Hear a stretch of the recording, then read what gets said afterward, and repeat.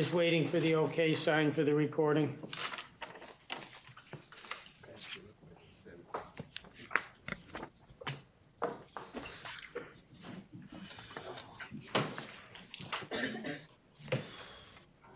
We're good. All right, we're all set. So good morning, everyone. Thank you for being here. Appreciate everyone taking the time. I know everyone is busy. So we'll get right into the agenda. The first item we have, I believe everyone has received a draft updated agenda for today's meeting. Are there any comments with regard to the agenda? And if not, do I have a motion to approve the agenda? So moved. Do I have a second? Second. All in favor? Aye. Aye. And anyone opposed? That carries. Next item is the review and approval of our draft minutes from our June 7th, 2019 meeting. Again, those were distributed to commission members prior to the meeting. Are there any questions or comments with regard to those minutes? And if not, do I have a motion to approve the minutes? Motion. Second? All in favor? Aye. Aye. Anyone opposed? So that takes us to our accreditations and laboratory updates. The first item on the agenda is the New York State Police Crime Laboratory. There were two documents. There was an email chain, I believe started on July 1st with regard to removal of a discipline. As I read, a toxicology discipline from the Mid-Hudson Satellite Laboratory. An indication that ANAB had acknowledged that change. There's also a letter dated July 12th of this year with regard to continuing accreditation. And as I read it again, that reflected the fact that ANAB had conducted a surveillance visit with no findings and granted scope extension in the field of toxicology with regard to a change in a key piece of equipment at the laboratory. We do have the lab director here with us. Are there any questions with regard to either of these items?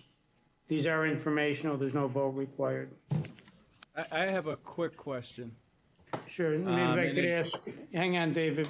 Ray, if I could just ask you to come up to the table, please. Do you have a copy of the letter, just so I have one?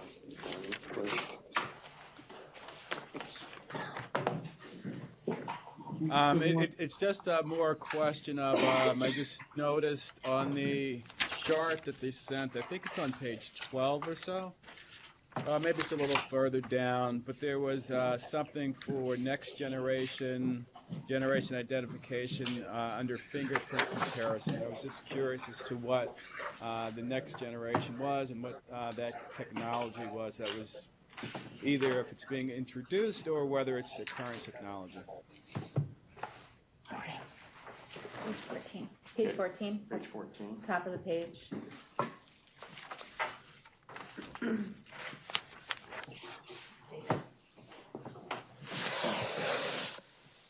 Okay, gotcha.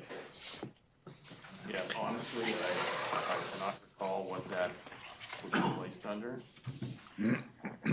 Unfortunately, I'm gonna have to check in with my folks and get back to you. He doesn't know what it is. I'm sorry, are you having trouble hearing? He's a little bit mumbled, yeah. Oh, I'm sorry, I'll maybe move closer to a speaker. My apologies, I don't know what that refers to. I'll just have to check in with my folks and get back to you, and my apologies, I just can't say what that is. No, that's fair. There are a bunch of things there. I was just looking through, and it just caught my eye, and I was trying to figure out what it was, whether there was a different approach to latent fingerprints that you guys were using there and we're using here, just to try and keep up with what you guys are doing. Yeah, I don't think there is, but I'd rather check and be sure and give you accurate information. Fair. So if it's okay with you, David, maybe Ray, if you can send whatever update you have to the staff here, and we'll distribute it to all the commission members. Absolutely, and my apologies for not being able to. No apology needed. Okay. No worries. All right, thank you. All right, any other questions? All right, thank you.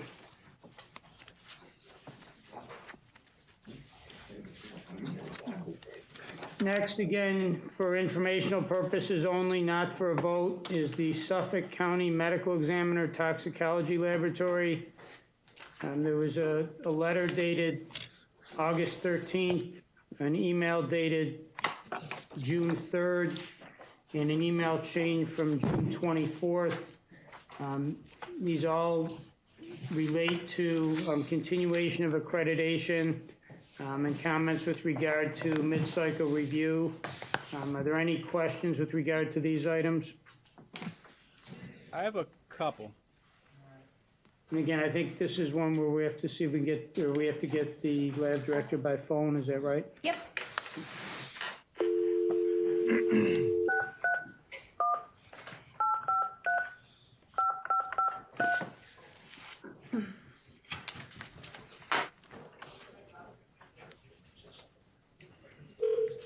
Oops. I may have hung up on him.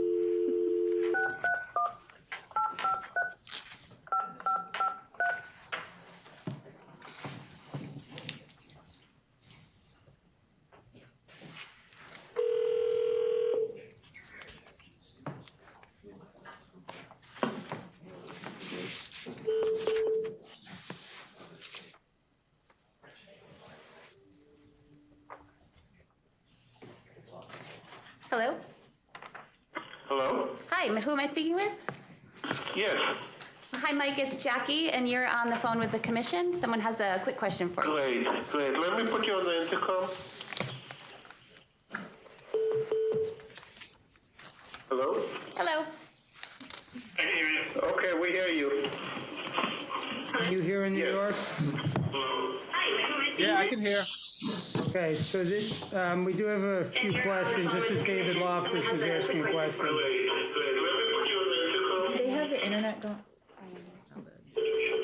Maybe watching and it's. Do you have a recording of the meeting going? Yes. Okay, we're gonna have you mute that because we're getting some feedback. So I'll turn the sound off for that. Yes, please. Done. I think that's better. All right. Go ahead, David. Yeah, the first question, I guess it's on page 54. And there was a question concerning the lab quants. And there was a back and forth between you guys and I think ANAB, and I just hard to follow what the issue was with the quants. I know that there was some resolution, and it looks like they apparently didn't get the right documents at first. Can you just walk me through that? Yes, I can. Basically, our quality assurance manager, Bob Datling, who's in the room with me and can answer more in details if you do have details, sends the whole file. We prepared the answers for them after our mid-cycle review, and he was sending it in, he was emailing it in, and he emailed the wrong file. And that's what they gave to the two reviewers from ABFT, and they had a whole bunch of criticism. A lot of that proficiencies were not signed or reviewed, and that was accurate because we sent them the wrong file. So once we heard that, we sent the right file, and following that, a few weeks later, maybe a month later, we got the second letter saying that everything's in compliance and it's fine. So was there an issue with the, did they have concerns about the quants for the, was there an issue with the quants for, I guess, the benzo, I can't pronounce the entire word, but was there an issue with that and other substances that was that you took corrective action for, or was it that there was no real issue in the first instance and there was no action to be taken? Okay, I'm going to put Bob Datling, who's the QA manager, to answer this. Hi, good morning. Basically, the problem was that the information that these not show any documentation of the evidence of review. There was a benzyl ethylene quantitation that was unacceptable on that proficiency exam, but there was corrective action that was performed, which wasn't in the original thing we sent them. When we sent them the updated file with all the information, they were able to review the entire corrective action. What was unacceptable and what was corrected? The benzyl ethylene quantitation was a little out of range. From what I remember, I don't have the pages 23 through 28. We repeated again the analysis. We went through our procedure, and there was no documentation of follow-up on that corrective action. When we received the next PT that had benzyl ethylene quantitation, the results were acceptable. When you said there was no documentation of follow-up, does that mean that there was no follow-up, or was there an error in the documentation? Oh, it was the error in the documentation of the original file that was sent into ABFT. The documentation was all there in the follow-up file that we sent. And then on page 50, there looks like there was a sample switch. What happened with the sample switch? How did that come about? Yeah, let me just go through to make sure I'm looking at the right one. On the bottom of page 50, it says, for non-conformance with switching samples, the corrective action does not appear to address that system in place that allows for switch samples without the ability to catch this switch during review. And I understand the ability to not catch that to do with the documentation that you sent, is my understanding from reading it. But it's not clear what the sample switch was, what the protocols were in place, and why it wasn't caught in the first instance. Or it's not clear to me. It may be clear to others. I'm sorry, I had a little trouble hearing you, but there was a switch in sample in which it was on a New York State certification for blood alcohol, and basically the sampling procedure was not followed on that case, because it doesn't really go into our system the same way that DWI samples are post-mortem samples in. And it was basically performed by... Sorry? What do you mean it was what was not followed is fairly general? Like what did the analyst not do that the analyst was supposed to do to prevent this switch? What were the protocols in place? Okay, I'm going to be specific. I was the analyst who did it. I haven't performed DWIs probably in 10 years. The only reason I keep my New York State certification is a matter of historic, I just keep it. And there's a procedure for DWIs in which you take open the box, and we receive our DWI samples in a sealed box. You remove one aliquot of that sample. You put everything back in the box. You go through your following samples. Then you come back to that sample, and you take a second aliquot out of that sample. So in our regular procedure, we perform two separate aliquots at two separate times to ensure there's no sample switch. For this sample, that was not done.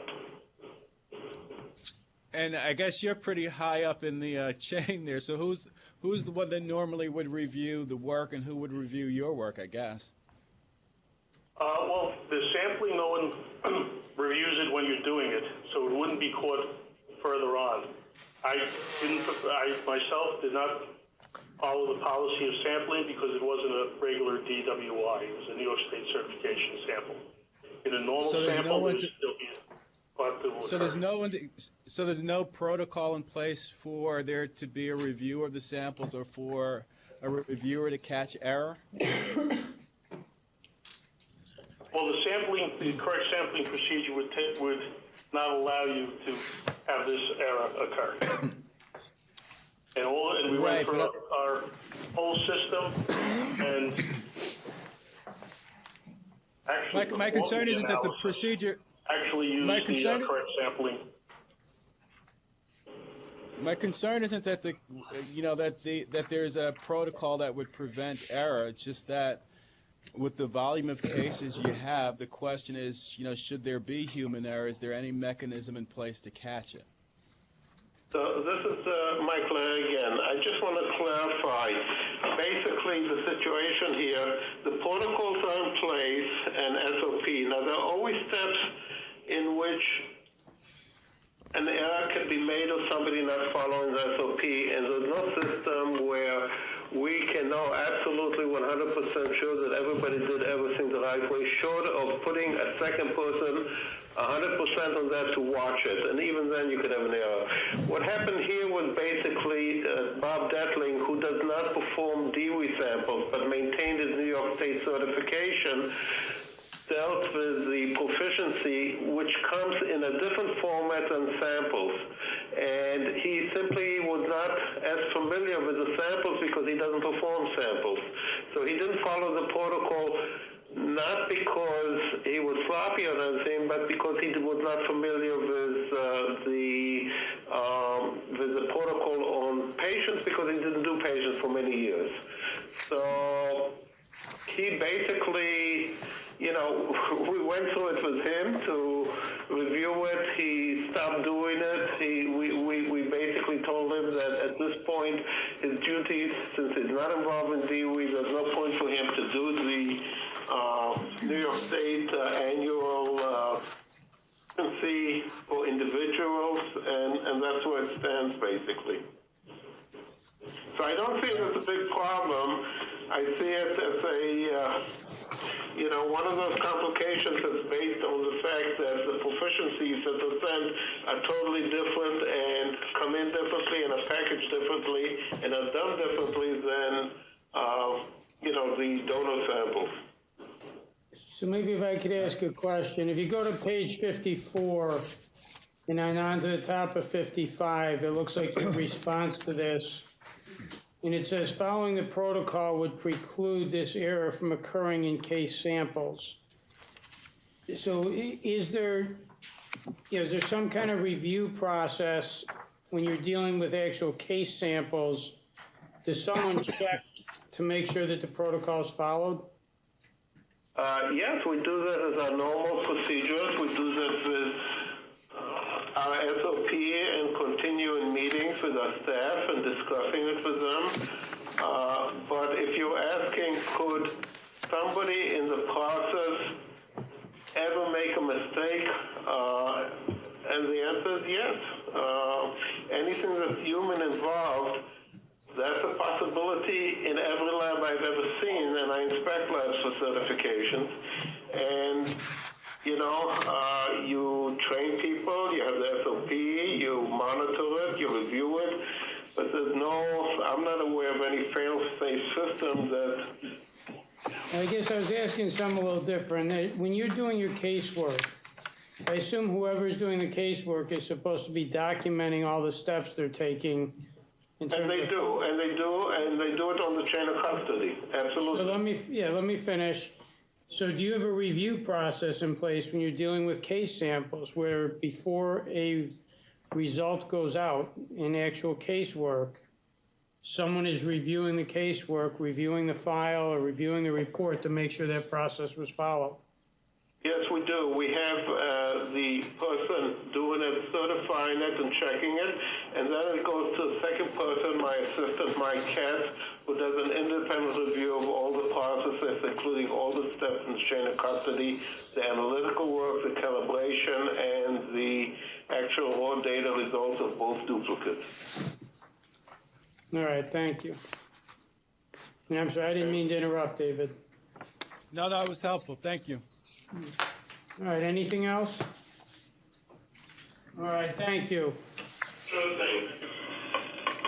And maybe if we can just go back to the prior issue that David had asked Ray about, and let me just find the right page here, 14.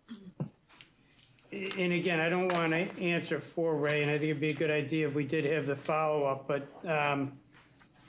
you know, DCJS does maintain and run the statewide automated biometric identification system. So that SABIS reference is a reference to the system that DCJS runs that processes all the fingerprints that we get in.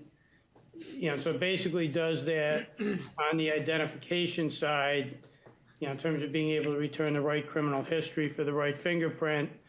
But it also has an application on the latent print side where we have, and regional SABIS sites, including the state police, have the ability to run, in some instances, a latent print against that database to attempt to generate potential matches. I believe the next generation identification refers to the FBI's system or their equivalent of our SABIS system.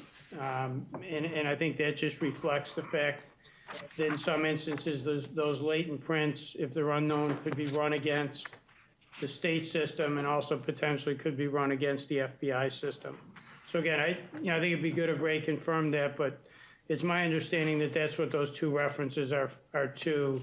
The first one is to the New York State system, and the second one is to the FBI system.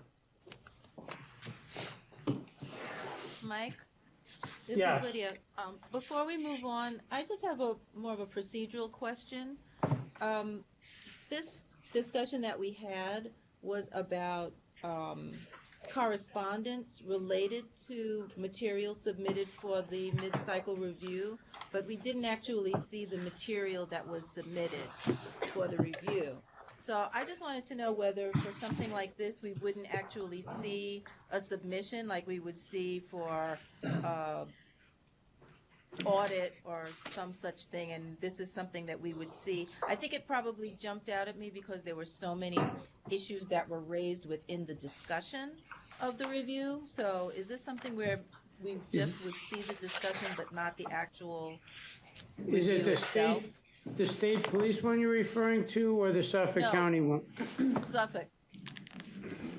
All right, and what is it with Suffolk that Well- wasn't? Well, what we saw was emails discussing problems, but we didn't actually see the actual submittal for the review. B. So Actually, Lydia, let's finish just with to B, but she's just put bringing this in something else up. kind of the ISO framework, there are Yeah. documents that get uploaded, volumes and volumes of documents that get uploaded for audits, and a mid-cycle kind of falls into that, where it's procedure manuals and other things that get reviewed. So we don't always attach all of that information to these materials. That's why it would be like a separate binder in and of itself, and that's not what the procedure has been to do. If there's something in particular that someone wants, if they ask us for it, can we? Absolutely. We always have that here, and if someone were to ask for it, we could provide it, but we don't want to inundate you all with thousands of documents that you might not have time to look at. Okay. I'll keep that in mind for the future if I wanted to look at something specific. All right, our next item is the Westchester County Department of Public Safety. And there's a letter in the materials dated July 15th of this year with regard to a continuation of accreditation. There was an off-site review. As I read it, there were no findings, and the lab continues to be in compliance with the accreditation requirements. And again, no vote is required here. Are there any questions? All right, the next item we have is the Westchester County Division of Forensic Toxicology. There is a vote required here. There's a letter of August 29th regarding the reaccreditation. There's a letter from June 25th regarding an update to the findings of the accreditation inspection. There's also an email chain from July 23rd regarding follow-up. ABFT has approved the accreditation. This follows an extension. If you'll recall, ABFT granted an extension, and I believe it was our last meeting, this commission also granted an extension of accreditation to remediate the findings during the accreditation inspection. It's my understanding that the lab has provided evidence to ABFT regarding the corrective actions it's taken to remediate those findings. At this point, ABFT has provided accreditation, and so it's up to the commission at this point as to whether or not we also want to grant accreditation. So any questions before we vote on this? I have a quick one. And I think, do we have Chris Cording there in New York City? Good morning, Chris. Good morning. Hey. It's just the back and forth about, and the appeal process concerning, I think it was how how weighting was recorded on the reports. That may be Yonkers. Oh, sorry. Yeah, I think that's Yonkers. I don't have any questions for you.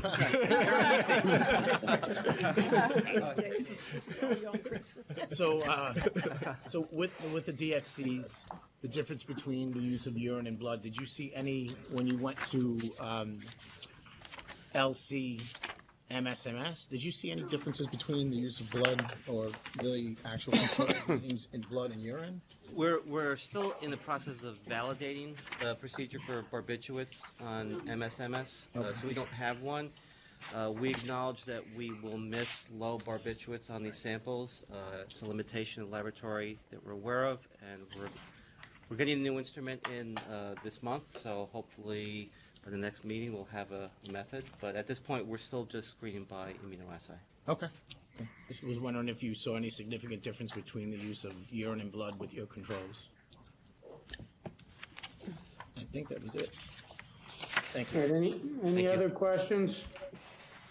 If not, do I have a motion to grant New York State accreditation to the Westchester County Division of Forensic Toxicology in the discipline of toxicology for a period concurrent with its ABFT accreditation? So moved. All right, do I have a second? All right. Any discussion? All in favor? Aye. Aye. Anyone opposed? And any abstentions? All right, that carries unanimously. The next item we have is the Yonkers Police Department Forensic Science Laboratory. I won't go through each one, but there's a number of emails and email chains from June and July of this year. They relate to an on-site surveillance visit from June of this year. There were 3 findings. It was a little confusing to me because it appears that there was both actions taken to remediate the findings and at the same time an appeal of 2 of the findings, one of which to me appeared to be sustained and one not. But in any event, it also looks like the lab took steps to address all 3 of the issues in addition to the appeal. This is informational, there's no vote required, but are there any questions for the Yonkers Police Department Forensic Science Lab? I'd say yes. Okay. Who do we have from the lab? Colleen Lockhart. Good morning. Morning. Hi, Ms. Lockhart. Hi. Just questions in terms of what Commissioner Green was saying in terms of the back and forth. I think one of the issues was on how to categorize the weighting. Weight determination. Weight determination, and there was a second issue that I think your appeal was sustained, but I couldn't follow them in particular through the email chains because I'm reading up, they're going down. Can you walk us through it? There's 3 issues, right? Yes. So the first was 6231, and that was regarding competency testing for trainees prior to dealing with items of evidence. So our policy had always been to train using items of evidence under direct supervision where an analyst worked, a senior analyst worked with a trainee. So they gave us the non-conformance because she was working on items of evidence prior to competency testing. So she was working in actual casework. Yes, alongside a But senior you had the analyst. senior person sitting right there. Right, the senior analyst is right alongside. They perform all the analyses, but the report is written by the senior analyst. Okay. And what was the result of that? That was still a non-conformance. So we had to suspend her from doing items of evidence go backwards, give her competency tests, and once those were completed, she could go back to doing items of evidence under direct supervision of a senior analyst. And so is that now the protocol where you have her pass the competency test and then, so you're currently in compliance because you've changed the way that you train, the protocol for change, okay. But you still have them working on evidence, but with supervision, is that correct, as part of the Correct. training? Yes, but they have to be competency tested prior to working under direct supervision with a senior analyst.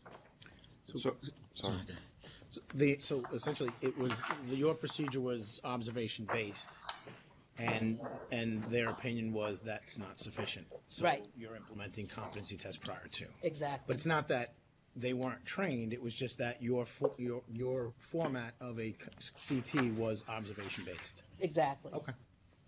So you're Colleen, excuse me, could I ask a question from Albany, Colleen? Sure. What type of disciplines were involved with the trainees? This is the drug chemistry discipline. And when the reports were generated, I think you indicated a second ago that the reports were generated or signed by the senior analyst. Correct. Was the involvement of the trainee made clear in the reports? No, not in the reports, but all of the paperwork, the worksheets are initialed by both the senior analyst and the trainee, but the report is only that of the senior analyst's signature. And if you know if any of these cases required testimony in court, who would provide the testimony? The senior analyst would, but they would also, if required by the prosecutor, the trainee would go to court. Thank you. So moving forward, is it still your plan to continue this practice of having trainees involved in casework? Yes, after they've been competency tested. But when they're doing casework, there'll be a period of time where they'll be competency tested again so they can work independently. Is that correct? No. The competency testing, according to ANAB, should occur prior to them working on items of evidence. So would you say then after you've given them a competency test, they're now authorized to do casework?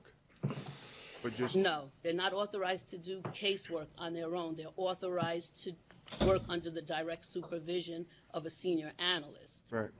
After those competency tests. And how long would they work under the supervision of a At senior least analyst? 6 months. Right. And after, Sorry, it was the same question you were going to ask. Go ahead. I don't know, but after the 6 months, is there any other test that they'll be provided? No, this is just monitoring for the next 6 months with direct supervision. Well, just yesterday we were talking about giving them a competency test at the very end. Right. After that 6-month period. Okay. That was my question. Yes. How do you make the transition to independent analysis for this? And it's always been a competency test at the end of the 6 months training under direct supervision. So we had a similar thing in NYPD many years ago where our examiners would be competency tested, but just after competency tested, they would do found property. So there was no defendant associated to give them experience. But when ANAB interpreted it differently, saying no, they can't go near casework until they've been competency tested. So Right. in our laboratory, we now expanded their training, so they're now authorized to do casework. They do have closer supervision, but not direct supervision. Everything's Right. just 100% technically reviewed. So your examiner right now was, as Pat said, was getting trained. They were trained and they reached a certain level of competency, but they just hadn't had a test. Exactly. Okay.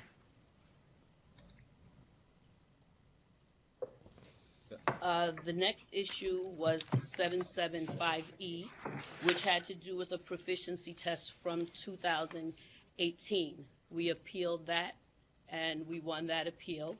The issue there was that ANAB felt that we had not tested the sample prior to administering it to the analyst. In 2018, the requirement did not require that. It was a quantitation proficiency test. We calculated the amount of sample and the percentage that it should be, but we did not actually test it. But the requirement didn't require us to do that. The requirement now requires you to do that, and we have since changed our policy.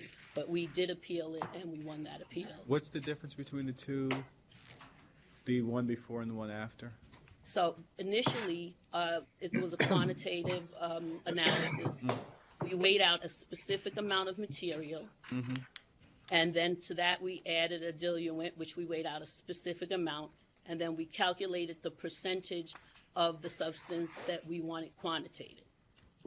In the new policy, we would still do the same, except the person who makes the proficiency would actually run the sample and quantitate it and get a result prior to giving it to the trainee. Okay, so this is still part of training and Well, actually, it's for senior analysts. Okay, I'm sorry, not trainees.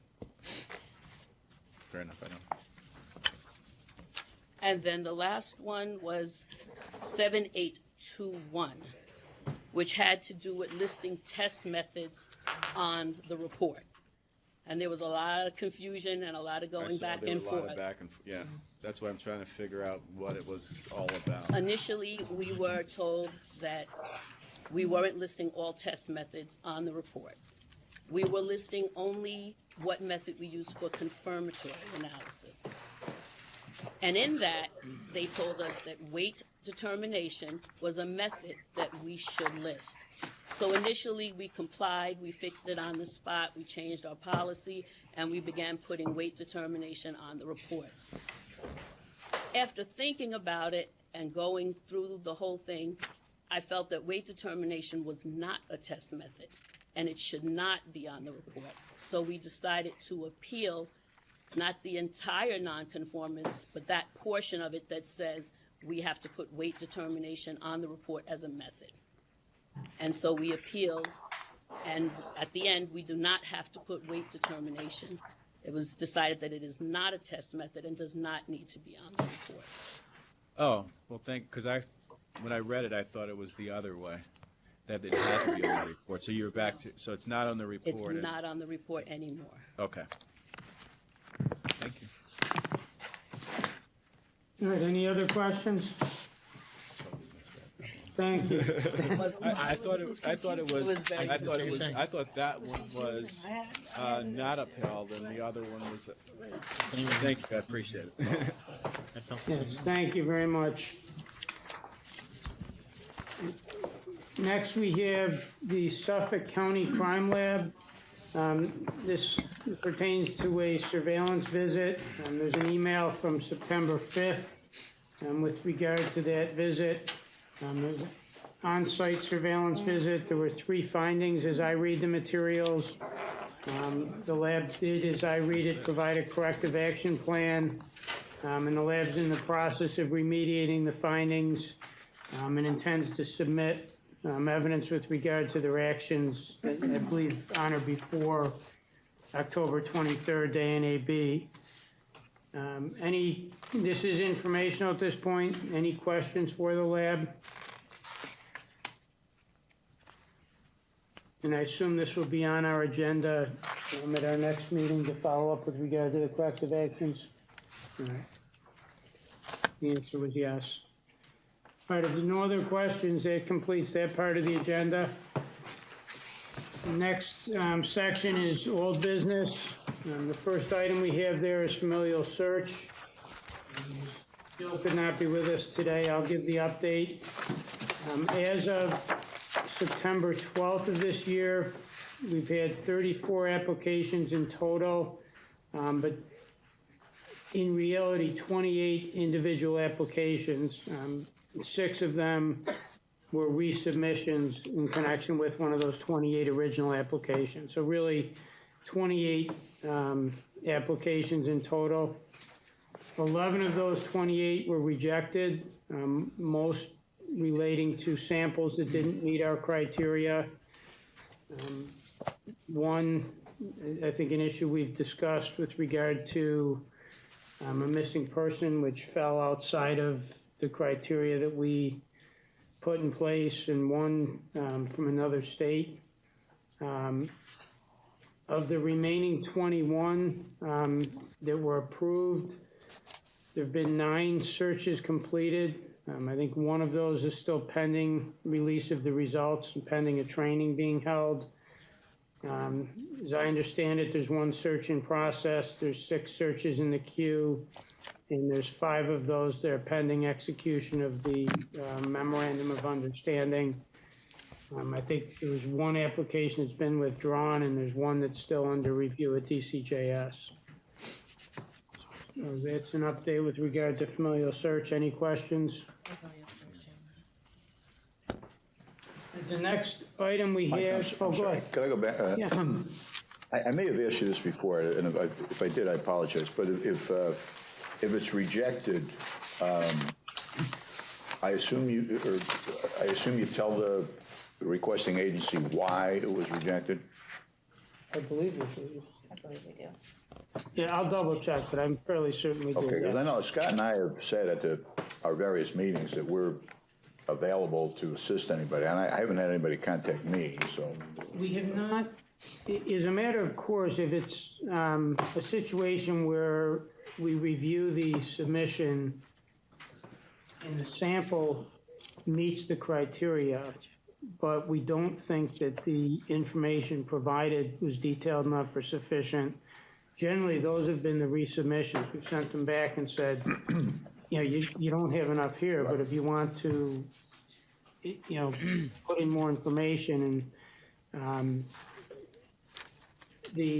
I think of the 11 rejections, at least 9 of those were because the sample didn't meet the criteria, which wasn't an issue of they just didn't put enough information in. It was, you know, either it wasn't a full profile or it didn't have the ability to do the YSTRs that's required. You have some issue with regard to the sample itself. And even on those, I do believe that that's being flagged in the event that there's another sample associated with the case that might meet it, you know, to give folks the opportunity to go back and look at whether or not there's something else. So you know, there is feedback being provided. We're not just saying rejected and sending it back. So it looks like 8 searches were finished and I believe 9. leads, well, 9 have been finished, but 1's pending release. Yeah. So of the 8 where leads presumably have been returned. Not necessarily. Oh, right. Some of them could have come up with nothing. Some, yes, and I believe there are cases in each category. Okay. Do we know outcome about any of those things? Like how many? Nothing that I'm in a position to make public at this point.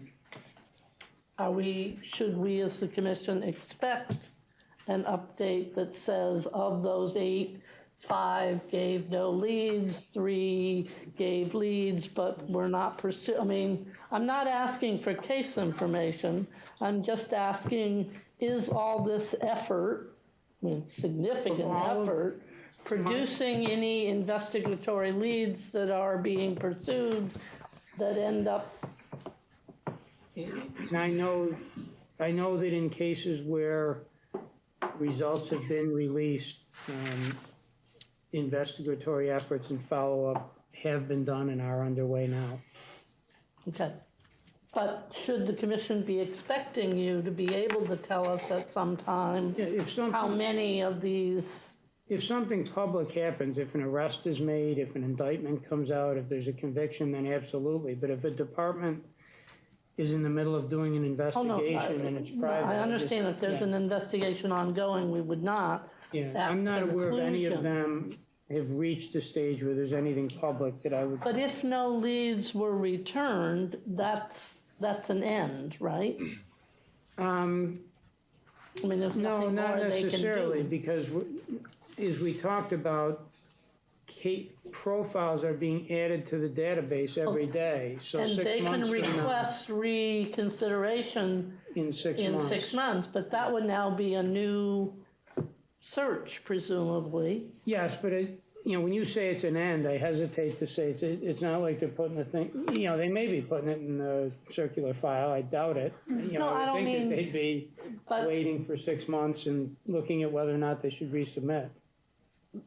But if we had to decide that out of the 8 that have been returned, that something was either returned or not returned, right, because there was nothing Yeah. found.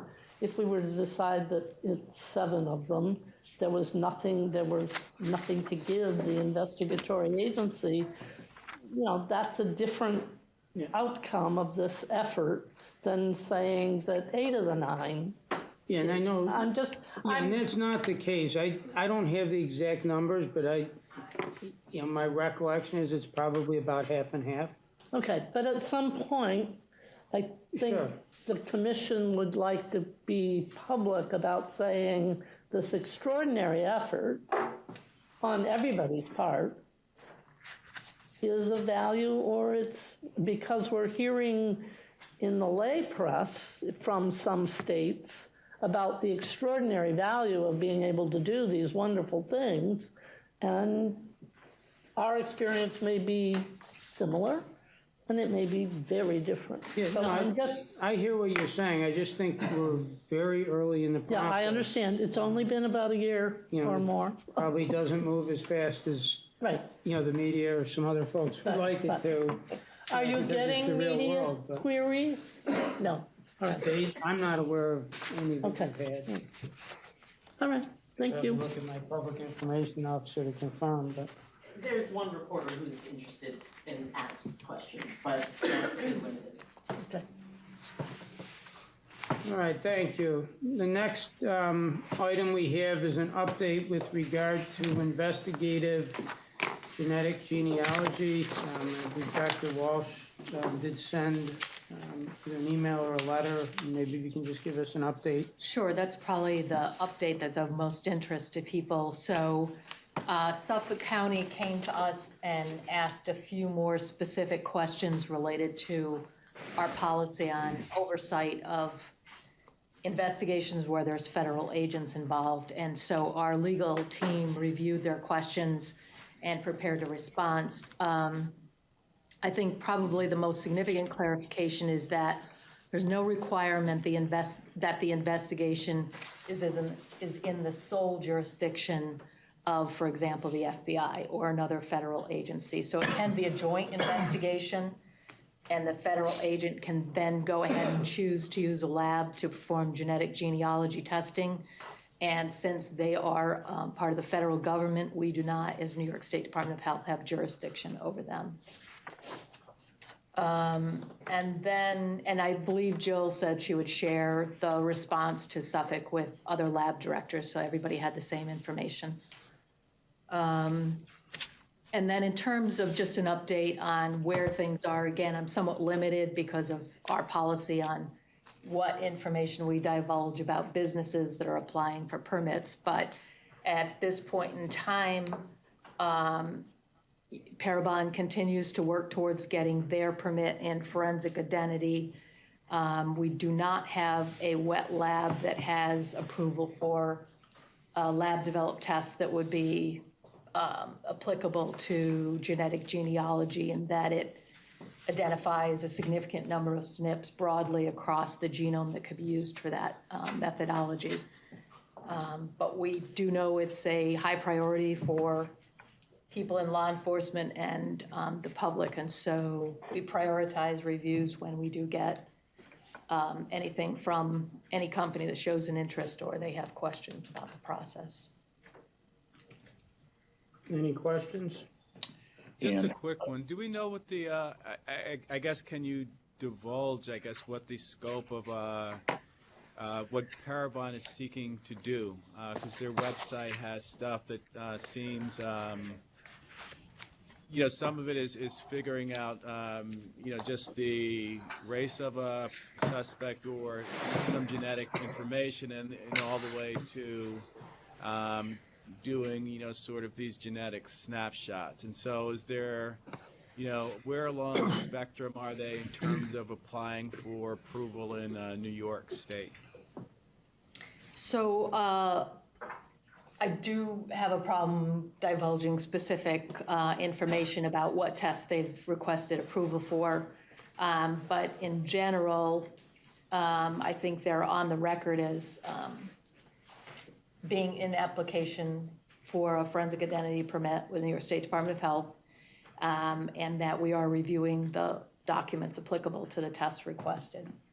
They may be willing to share more information, I just don't want to do it on their behalf. Has anybody, to your knowledge, been made aware of the concerns regarding Parabon from, specifically from prosecutors in California? No, I have not had any communication from anyone expressing concerns about the lab, or With your permission, I'll put you in touch with those people. that would be fine. Okay. If I can just maybe ask, were there concerns, among other things, about the actual wet lab work in the lab? I'm sorry, Michael. Were there concerns raised about the wet lab work, for lack of a better term, that Parabon had farmed out? You know, the actual material to be tested? Yeah, I don't feel comfortable, saying something about Parabon that I don't personally know, but I'll certainly make all the commission aware of the concerns raised by my California colleagues. And it's not just one individual, it's practically all of them. And they're people whose judgment I trust very much. They were intimately involved in the D'Angelo prosecution, so I'll do that expeditiously.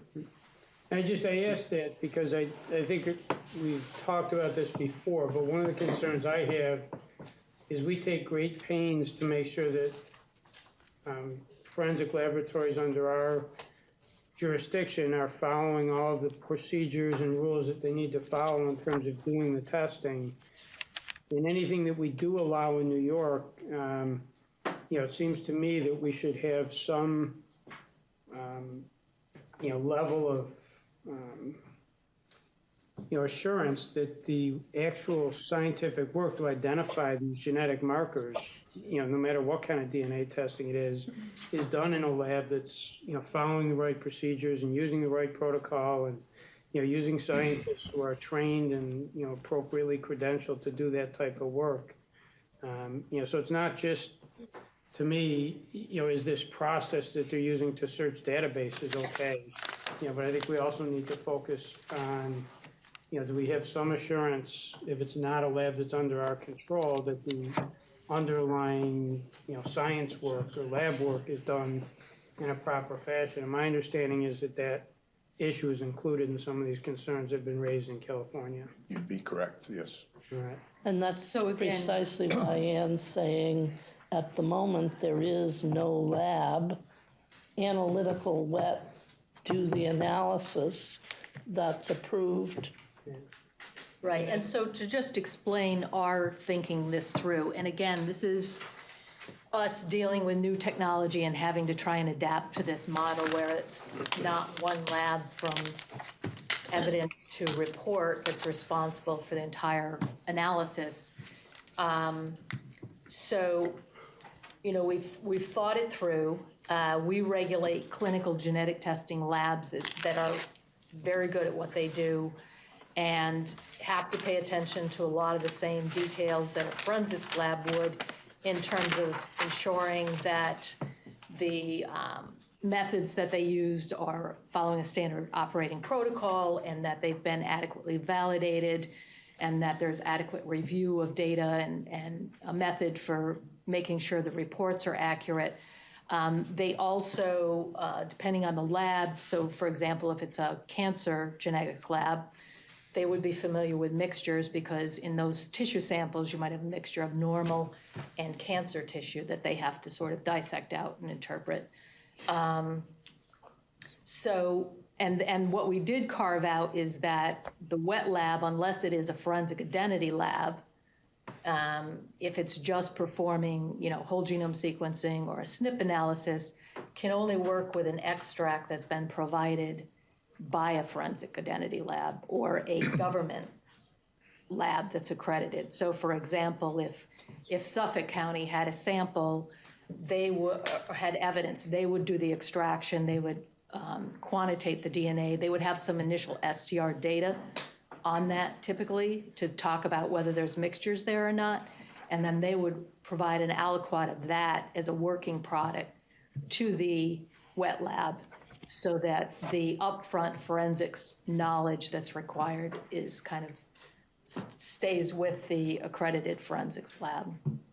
But we're open to input and questions because, again, this is a new situation for us, and we're just trying to do it so that it's sort of somewhat logical, but also ensures that the labs that we finally do provide a permit to, and approve their methods are going to do a good job so that everything stays high quality. All right. Well, thank you. That's helpful and appreciate the update. Any other questions? Pat? Mike? Oh, I'm sorry, Lydia. So if what I'm hearing is correct, would we be,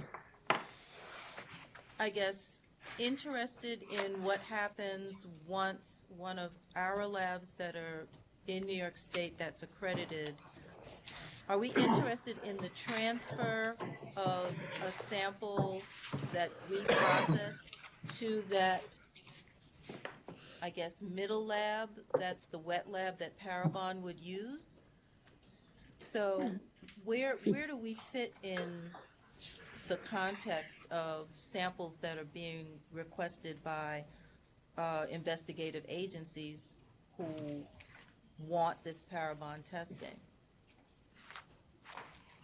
It's a good question, and I don't, It wouldn't be unlike when there was no mitochondrial DNA testing done in the government labs, right? Where you would send an extract to mitotyping. I think it's that same model. I hesitate to answer off the cuff without having someone research it, because I don't know if, does the process of the preparation work and just sending the aliquot out as opposed to, taking some hair that had been collected and sent, I hesitate to just say offhand that those are the same. I'd rather have someone do a little research and look into it and try and give you an answer at our next meeting. Do we want Parabon to come and speak with us? I guess I don't know, I don't know that we have any jurisdiction over Parabon. And it doesn't sound like in any event Parabon is doing any of the wet lab work either. So So who are we getting the information from that you are interested in? I guess I'm not following. You said that you wanted to, or maybe I misheard what, you want more information. I understood you to be asking a legal question as to whether or not in the situation that Ann just described where a New York State lab that we regulate does work on a sample, extracts DNA and quantifies it or does whatever else, and then sends a little vial of material to another lab in another state. And I understood you to be asking me a question, which I kind of interpret as a legal question, which is, what's the commission's role? Does our role end when they take that test tube and send it to another lab? Or do we have a continuing role? And before I gave you an answer off the top of my head, I would just as soon have someone do a little research and make sure that I'm giving you an accurate. But that, to me, I understood that to be a legal question as to what's the jurisdiction of the commission. Okay, you're right. And so when you said a little bit of research, I guess you're talking about legal research. Yes, this wonderfully bright gentleman to my right here is going to have a homework assignment. Okay, thank you. All right, anything else, Pat? Yeah, Ann, this question is for you. Do you know what the average concentration of extract is required to send out for a panel of SNPs? Is it something in the nanogram range? Is it microgram?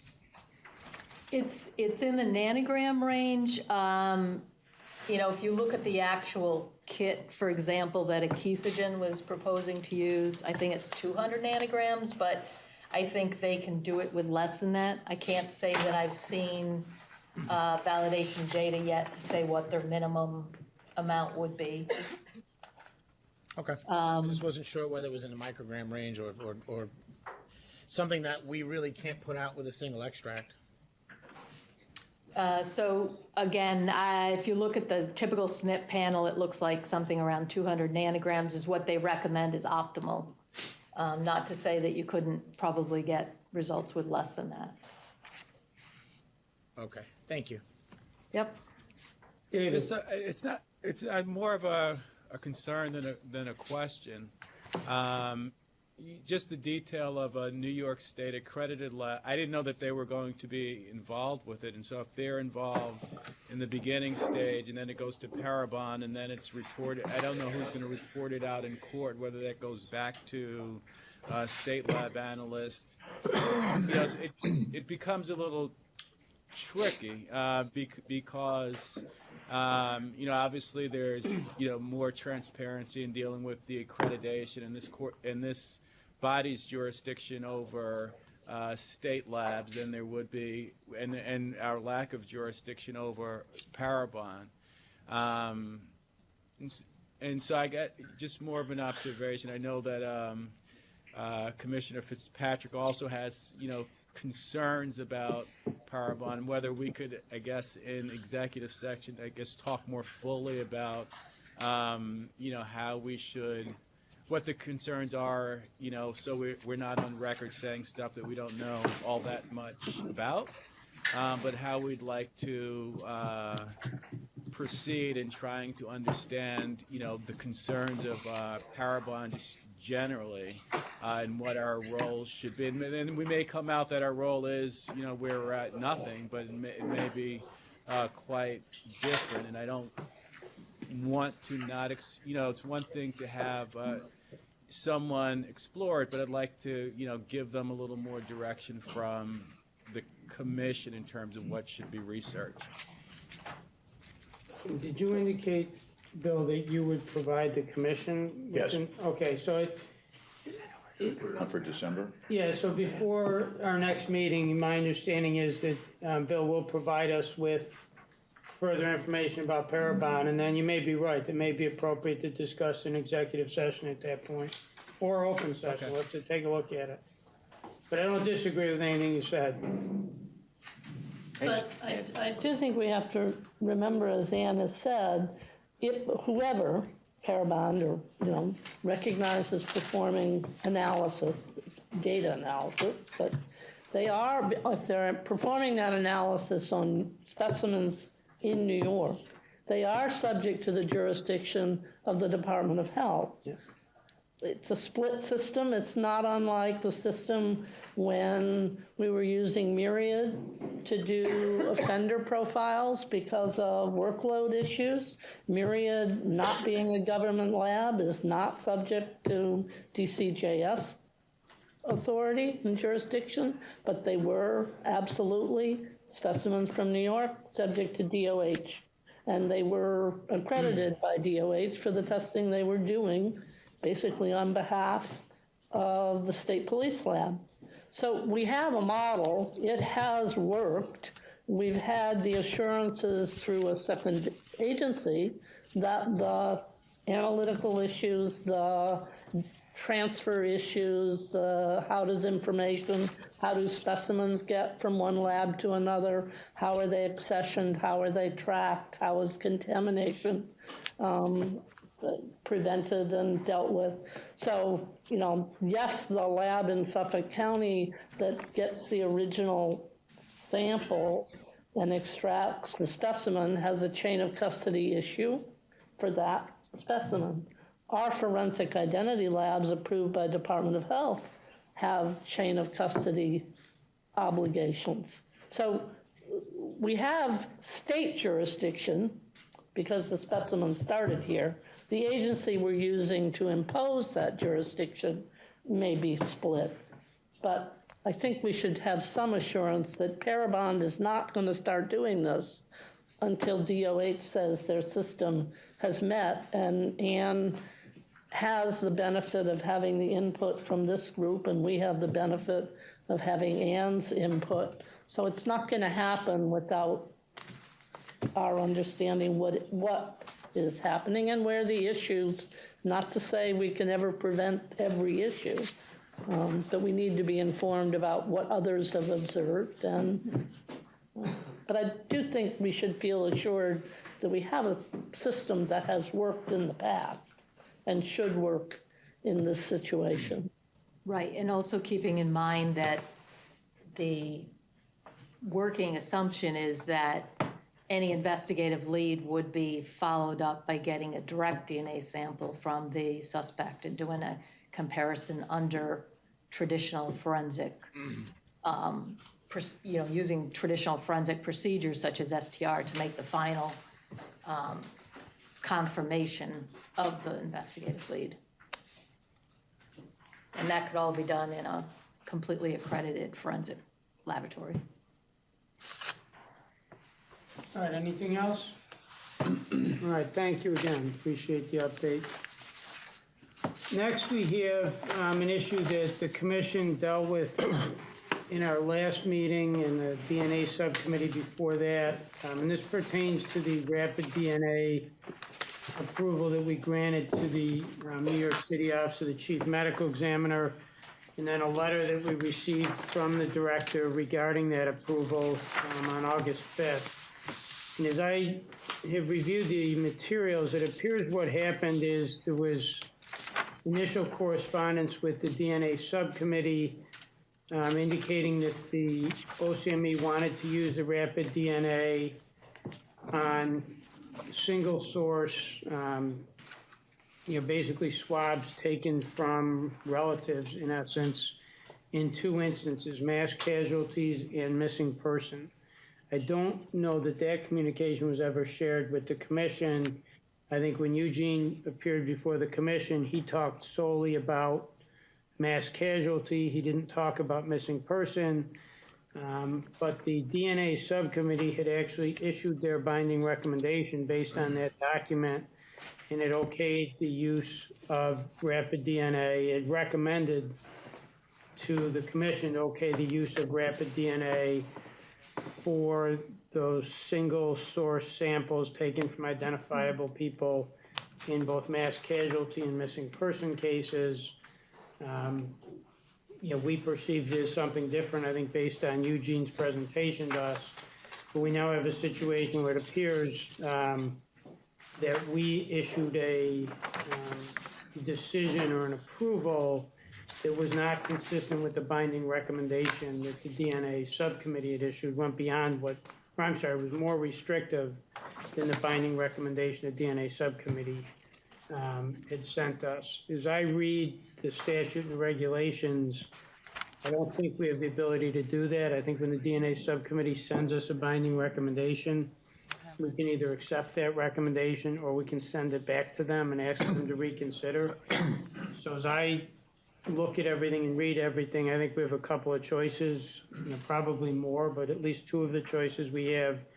One would be to go back and expand our approval to make it consistent with the binding recommendation that the DNA subcommittee sent to us and approve the use of the rapid DNA on single source samples taken from known individuals in connection with both mass casualty and missing person. A second course of action, if we don't want to do that, would be to send the matter to basically nullify our prior approval and send it back to the DNA subcommittee and ask the DNA subcommittee to do something different. I'm sure we probably have other options as well, but those are two of them that come to my mind. So I would open it up to discussion in terms of what the commission members think about this issue. My recollection is the same as yours, that we were only presented with mass casualties, and I don't think that was anything other than just inadvertence. I don't have any problem with expanding it to take the former option that you suggested and expanding it to include missing persons. The only caveat I would add is that a missing person case can easily transfer into a criminal prosecution case. And if that be the situation, then I don't think, based on Tim's letter, that they would be seeking to admit the rapid DNA technology in court, but they would probably do more traditional testing once they had established the identity of the person. I was thinking the same thing, and I think both of them have the potential to wind up in court. Mass casualty could be a terrorist act, a missing person could wind up being a homicide. My thought was similar to that no matter what the OCME decides to do in these circumstances, I certainly see value in those instances in being able to quickly process samples and tell somebody if this is their loved one or not. But if I'm the prosecutor and either what turns out to be a homicide or what turns out to be a missing person, absent very unusual circumstance that that person you took the swab from dies between the time they do the rapid DNA and the time you get the case, I would think most reasonable prosecutors are going to say, go back and get another swab from them and test it using accepted traditional, so I don't see anything we're doing is giving any opinion that we think this is worthwhile, or is not worthwhile, is not the right word, but that this is the type of evidence that we want to see go to court. I think, we would just be saying in these limited circumstances, where they're trying to quickly identify remains in either of these situations, for, among other reasons, peace of mind for the family, that this is a technology that's okay under those very limited circumstances. Other thoughts? Well, related to that, envisioning a missing person situation where it wouldn't turn into crime evidence, perhaps, but it certainly could become relevant to identity for purposes of wills and estates and declaration of death. And, again, evidence in a courtroom, it's just not a criminal courtroom. So I think our concern about these rapid DNA analyses ending up as evidence needs to be at least commented on, that we're saying, yes, you can use it to expedite getting information, but it is not the final information if you find yourself, if the evidence ends up having to be presented in a court. Even under, family law, CPLR law, you have to have the analysis for paternity and identity has to be done in an approved lab. And I think it's not necessarily this. Bill and I are opining on, as prosecutors, what we think is the safe path to take. But at the end of the day, and I don't disagree with anything you say, but at the end of the day, we don't have the ability to say, is this admissible in court or not? It's a separate issue from our question. And, if some prosecutor or some civil attorney decides that they want to go the route of trying to get this in court, personally as a prosecutor, I wouldn't go that route. I don't think it's the prudent way to go. But if someone decides to, it's ultimately going to be up to a judge, and maybe an appeals court to decide. Fry hearing? Yeah, it's not, and why you would want to go through all that when you didn't have to. I have no when you idea. could repeat it using standard methods? To the extent you're saying this is something we should flag as an issue and note, absolutely agree with you.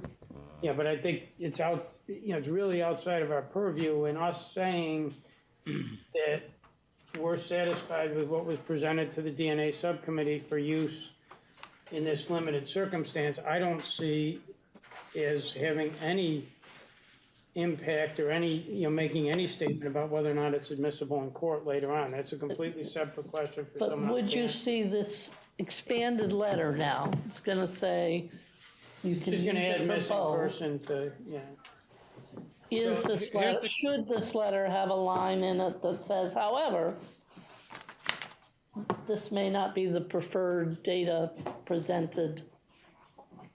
Yeah, I just don't think we are in a position, either legally or otherwise, to make any definitive statement about whether or not, I don't think we could add a line in that says, caution, this isn't admissible in court, because we don't know if it is or I was not. thinking of some more clever phrasing.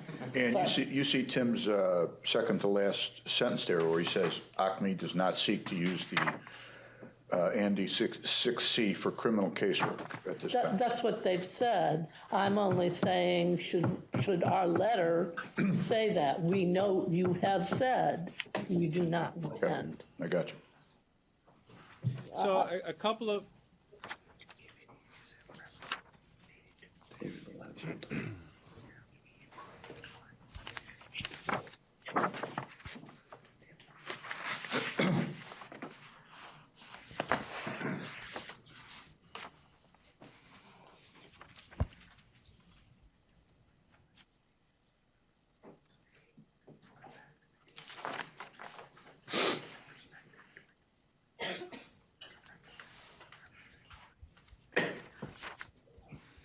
So maybe if I can just clarify, in looking at the letter that we received on May 20th from the DNA subcommittee, specifically from Dwight, it appears when the DNA subcommittee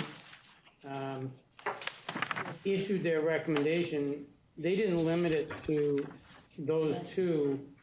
They just said reference sample. Now, as I understand it, they were presented with both the mass casualty and the missing person scenario. We were presented with the mass casualty scenario. But technically, the letter and the binding recommendation the DNA subcommittee sent to us simply says reference sample. So I guess I have a little hesitation because reference sample Silent on everything, yeah. can mean all kinds of things. Right. Well, then, in light of that, your second recommendation of simply saying our approval, the commission's approval of the subcommittee is in abeyance until we send it back to the DNA subcommittee and ask them for clarification. Because reference sample, if I'm not mistaken, it can be anything. used if you have a rape case and, you're looking to, eliminate or, someone submits a sample from somebody, that could be a reference. It The could be consenting spouse or the victim. just, I don't know how other folks feel, It's but, too broad, in my opinion. so anyone else have any other input or thoughts? The only input I have is that It also says only buckle swabs. Correct.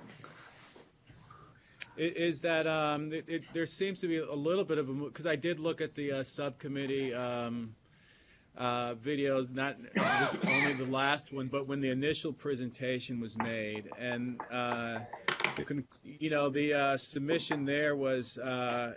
In conclusion, the Andy 6E is suitable for disaster relief. And so that was the basis for, the initial determination by the subcommittee. And then the presentation to us at our next commission meeting, we only had information about disaster relief. And, when it went back down to the subcommittee, this past August, I looked at those minutes, and it's pretty clear that they didn't look at any of the discussions that we had at our prior meeting before sending it back up. I think they thought we had a misunderstanding of, what they were writing. So I'm not sure that they saw or addressed any of the concerns that we expressed at our last meeting. And so, with the looseness of, this language, I think even when we were, approving, because of, the concerns of it creeping into criminal cases, we had limited it to disaster relief. And so I'm a little concerned just procedurally that it's, creeping a bit, and the language, that they're not going to use it for criminal cases at this time is not very encouraging when, when the approval from the subcommittee seems to be fairly broad. Yeah, Right. I see nothing in the binding recommendation from the DNA subcommittee indicating any limitation with regard to not being used in criminal cases. So, you know, in that regard, I agree with what you're saying, and, you know, I'm uncomfortable with this wording right here in the May 20th letter. We have it in here. Mike? Yes. Sorry, I'm just wondering though, I mean, the DNA subcommittee is looking at it from a technical perspective, and they gave a binding recommendation that what the OCME did was sufficient enough, and more so, to use rapid DNA technology.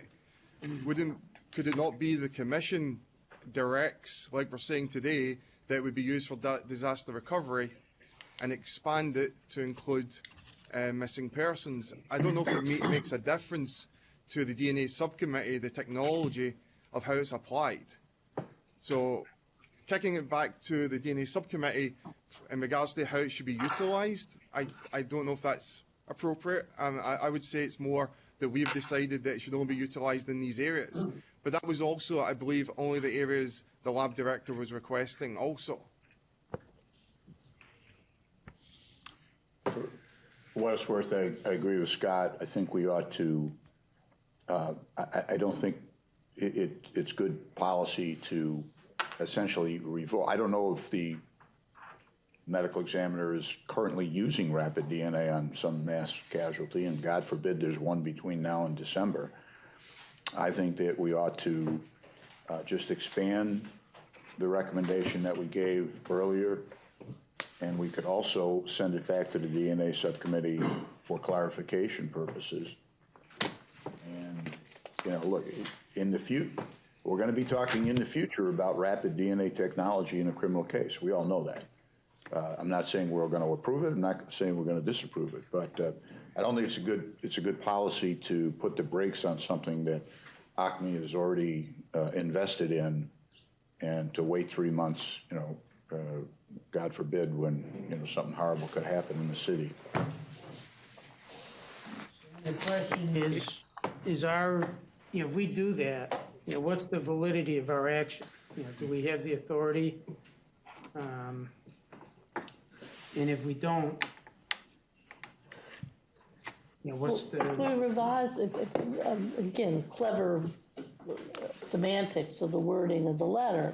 The letter says the DNA subcommittee has approved the technology, right? The commission is accepting that approval of the technology for use of this assay for reference samples.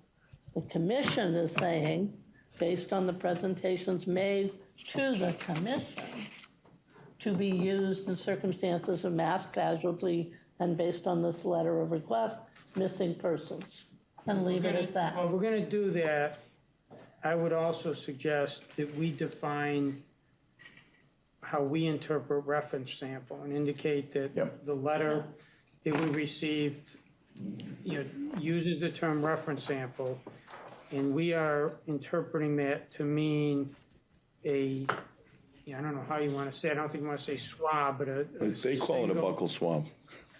Yeah, but, you know, there's different ways to take it, but, you know, basically I think the intent is, you know, a sample taken from a known individual who presents himself.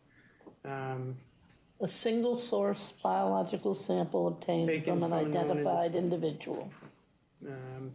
Yeah, so if we define reference sample that way, you know, I'm comfortable adding missing person, but you know, just to do it based on this letter, I wouldn't be. I think we've got to narrow what we mean by reference sample. Yeah, so we're really following the recommendation that we're saying, yep, DNA subcommittee approved the technology. We're saying for use in these circumstances. Yeah, but as Ben pointed out, they specifically say buccal swab. So that to me suggests they're not talking about crime scene evidence analysis. They're not talking about you get rape buccal kits. They're not swabs talking from about people at a crime blood. They're not scene. talking about, you know, hair fibers. Yeah, you can get buccal swabs from people at a crime scene. Not my clients when I was in private practice. They didn't open their mouth? Well, and it also says open their wallets. The manufacturer's protocol. I mean, we could parrot that if we wanted. we had a lot of discussion at our last meeting, and we're talking about the enhanced validation and all these different languages. I mean, I was just under the impression the DNA subcommittee has evaluated this rapid DNA technology as suitable to be utilised, and the OCME did the appropriate validation to allow them to use it. I think we, as a commission, we are the ones possibly to decide and how they apply it.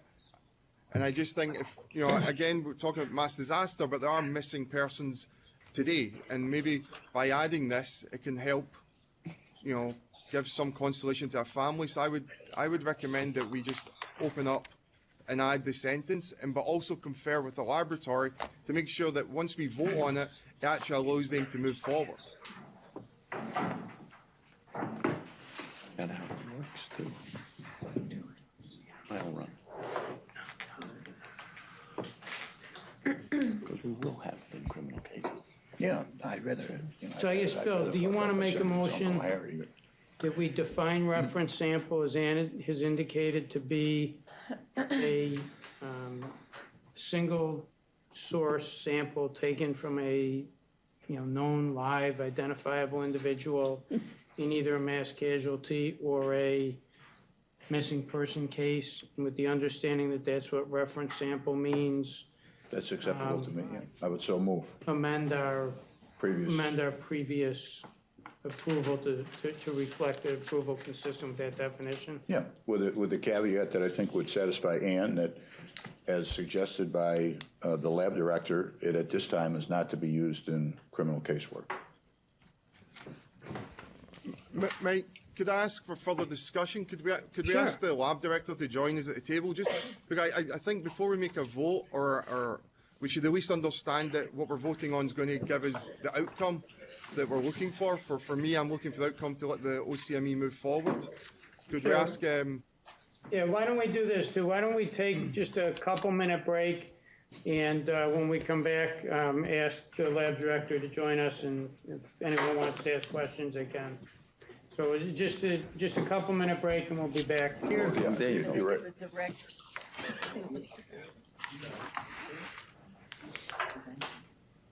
Let's have an ultimatum one. Good morning. Good morning, sir. How are you? Good. So maybe if I can start, and I'm guessing some other folks have some questions, but did you hear the discussion the commission members had regarding the concern about the broadness of reference sample and the proposal of limiting reference sample to specifically refer to samples, single source samples taken from known individuals in missing person or mass casualty or mass disaster cases? Yes. Does that encompass what OCME wants to use the rapid DNA for? Yes, it does. All right, and if a motion were to be made and accepted, and the commission were to vote to amend our prior action to encompass, you know, what I just indicated, you know, would the OCME agree that the commission has the authority to do that and that they would be operating only within that limitation? That is our intended use of it, yes, sir. All right, other commission members have questions?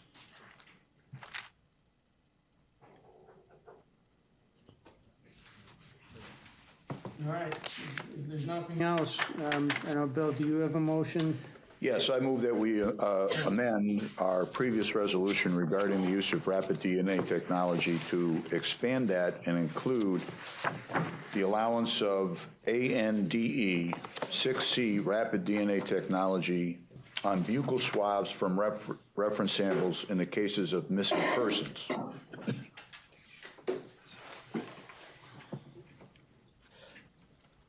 And I would just add to that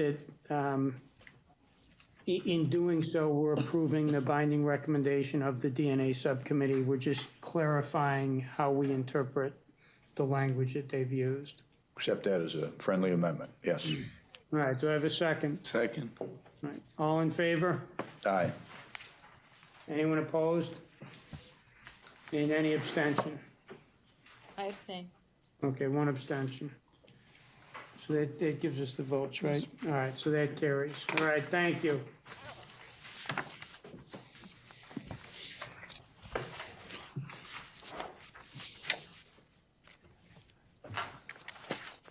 Next, we have, again, this is another issue that was discussed at our last meeting, having to do with a binding recommendation from the DNA subcommittee from May 20th of 2019 with regard to future applications with regard to rapid DNA. And I guess I'm partly of the mind on this that this is not necessary. I think the commission's clearly indicated in a letter to every law enforcement agency and lab in the state previously that if anyone wants to use rapid DNA, it's our position that it has to go before the DNA subcommittee and the commission. There's nothing that's changed that in any way. This, to me, this action that the DNA subcommittee and the commission took with regard to this specific application by the OCME, it doesn't in any way change the clear written guidance that we've provided to everyone in the past. So, I'm struggling with whether or not, this has any value, whether or not we even need this, or whether or not we just stick by our prior guidance that it's our position under 995 of the executive law that anyone who's going to use this technology has to come before us first. It's my own thought. I know I'm certainly open to other thoughts people have here. Well, the one thought, are we defining any entity that would perform any such analysis as a laboratory under 995 and the implementing reg?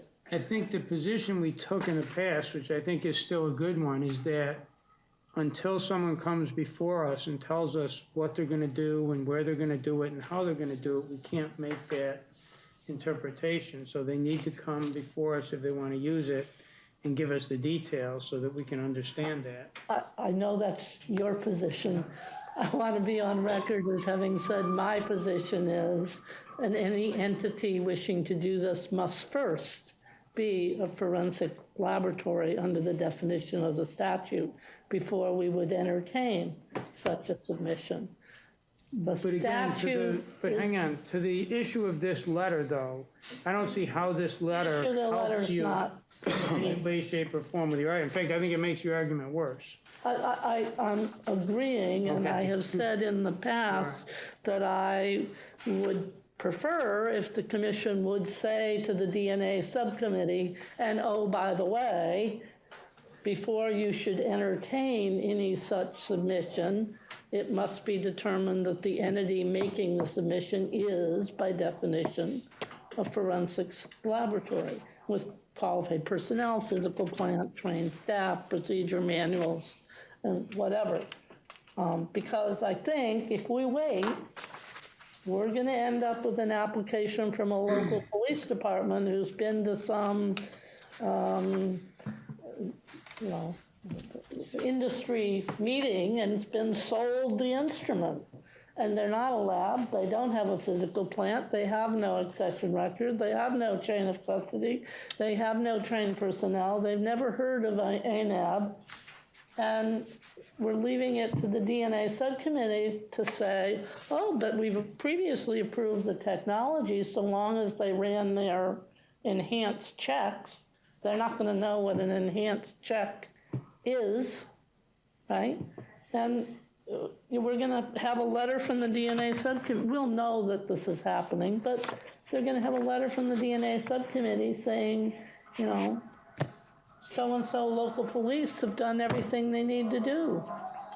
I'm just trying to forestall and wondering if we couldn't issue an opinion or propose a revised rule change that makes it clear that any entity performing analysis of materials for forensic investigation purposes, other than police doing latent prints, is by definition a laboratory. Our statute doesn't help us. I just, my personal opinion is, and it probably goes back to my legal training where, if the issues aren't before you and you don't have the facts, don't try and decide them because, you may find out when you get the facts in front of you, things are different. So I hear what you're saying. I don't disagree with principles, but I think, we've made it very clear to people that if you're gonna use it, you need to come here first so that we can understand what you wanna do and how you wanna do it. And we can decide based on those facts whether we think it falls within 995. And to me, until we have more information, a specific application in front of us, I don't think we should do anything else. Would you expect to return such a request to the entity and tell them they have to be a lab? Or are you really open to the idea? I just don't know in a vacuum, in a complete vacuum without any detail about, what the training was and what the situation is. I think there's peril in deciding things without the facts in front of you, without, a specific application in front of you. I think there's peril in waiting, but I'll be quiet. So as long as it's clear that they need to come to the commission before they go to the DNA subcommittee, we have time to. My recollection is that on two separate occasions, we've sent written correspondence to every police department and every lab in the state, making that very clear. It said they had to go to the DNA subcommittee. It didn't say they had to come here first. Well, they don't have to come here first, but the DNA subcommittee doesn't have the ability to give them the okay. No, but Ann is suggesting that that guidance would say you have to come here first. We have to know what it is, who you are and what it is and what you want to do to even decide whether you're a viable applicant to the DNA subcommittee. It's just a different way of approaching it. Yeah, so I guess back to, but the issue before us is this binding recommendation the DNA subcommittee has sent us about guidance to people who want to make applications in the future. And frankly, I think we ought to just say, thank you. Thanks for your input. We don't see any reason to act on it at this time. I don't have a problem with that. Let's see if we can deal with that issue first, and then if we want to deal with anything else. So with regard to the binding recommendation that the DNA subcommittee has sent us with regard to their input on future rapid DNA applications, do I have a motion to, as a commission, just make the decision not to act on that? Not to accept it? Mike, I'm sorry, this is Scott. Just as, maybe I'm misreading the letter, but are they making a binding recommendation? I thought it was just a historical document documenting what happened.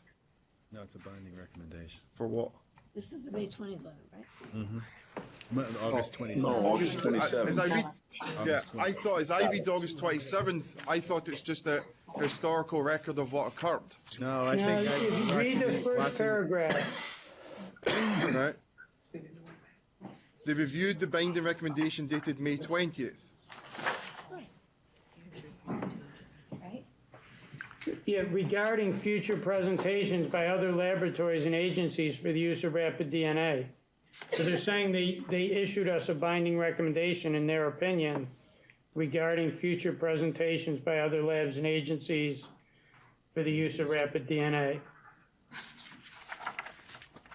And I don't know that we want to put that out there without, I think we're better off, for now at least, handling it on a case-by-case basis.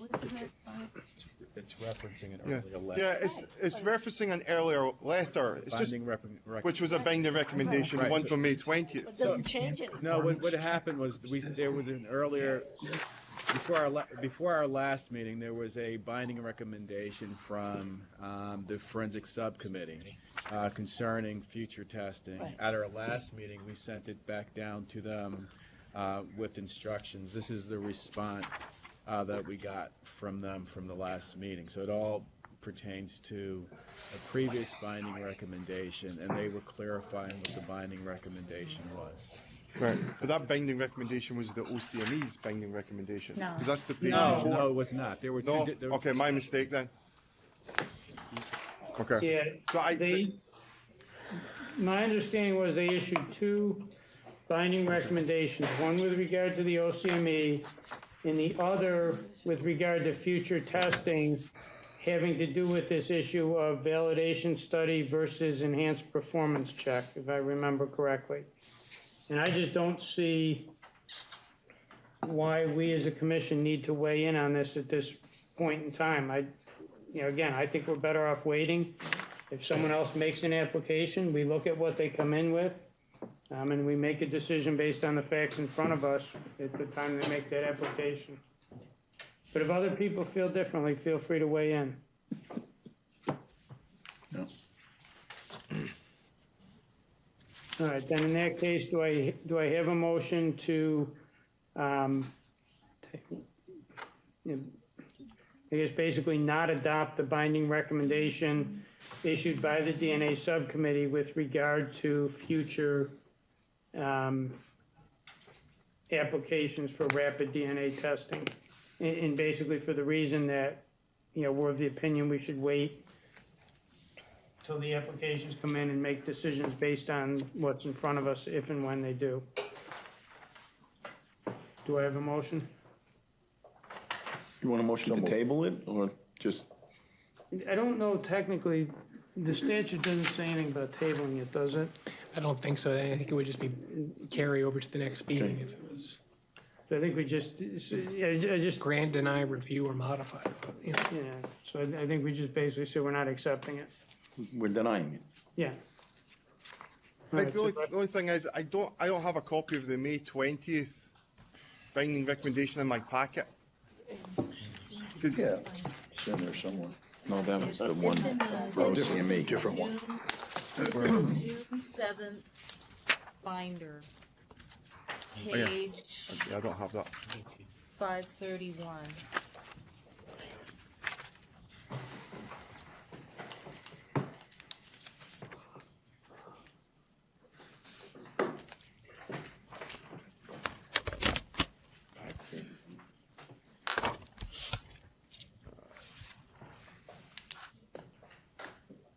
Take about 20 minutes to load with the internet speed in this building, but.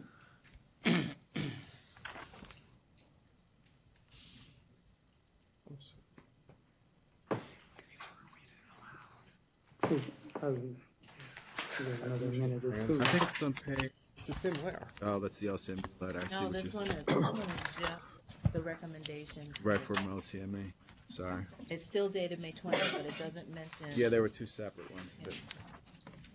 You're right.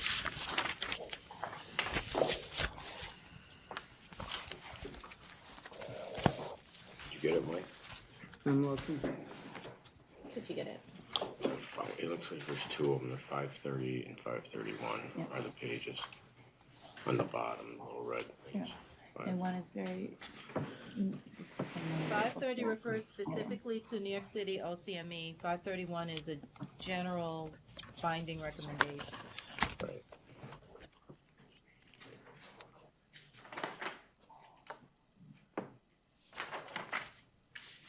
Yeah, okay, so it says the subcommittee issued a binding recommendation requiring laboratories and agencies wishing to conduct rapid DNA analysis in the future on any system and/or sample to conduct an enhanced performance check and/or internal validation study and come before the subcommittee for review and approval prior to use. The come before the subcommittee part, I think we've already made clear in our letter, we're not disagreeing with that. The issue, as I recall from our last meeting, is people had an issue as to whether or not we wanted to accept a binding recommendation that adopted this idea of enhanced performance checks as opposed to validation studies. We were okay, as I recall, with what was done in this specific case by the OCME, regardless of what label you put on it. But I think there was some concern among commission members about adopting this label of enhanced performance check. And to me, I think we're arguing about something we don't need to argue about. We just wait till the next application comes before us, and we see whether or not the subcommittee and the commission feel it's sufficient or not, regardless of the label you give it. And that was Bill's motion, right? We had sent it back to them to clarify. No, but right now, he made that Yeah, motion. just he's made the basically. motion. I second it. So Scott, have you had a chance to look at that? Yes. All right, any other? Thank you.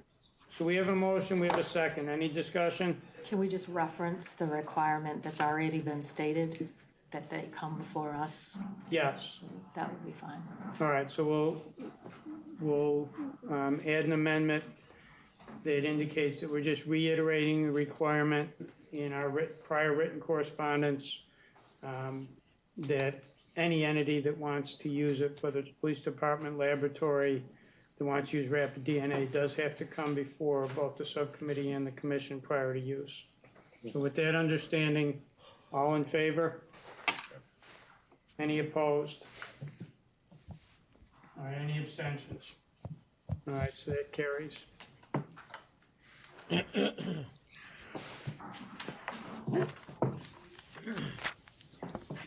All right, next, we have discovery legislation. I think this was added at Bill's request. So Bill, I'll give you the floor on this. Thank you, Mike. Let me begin by saying what I am not arguing. I am not arguing that all of the new statutes, all the new legislation that have recently been passed regarding criminal justice should be rejected or amended or done away with.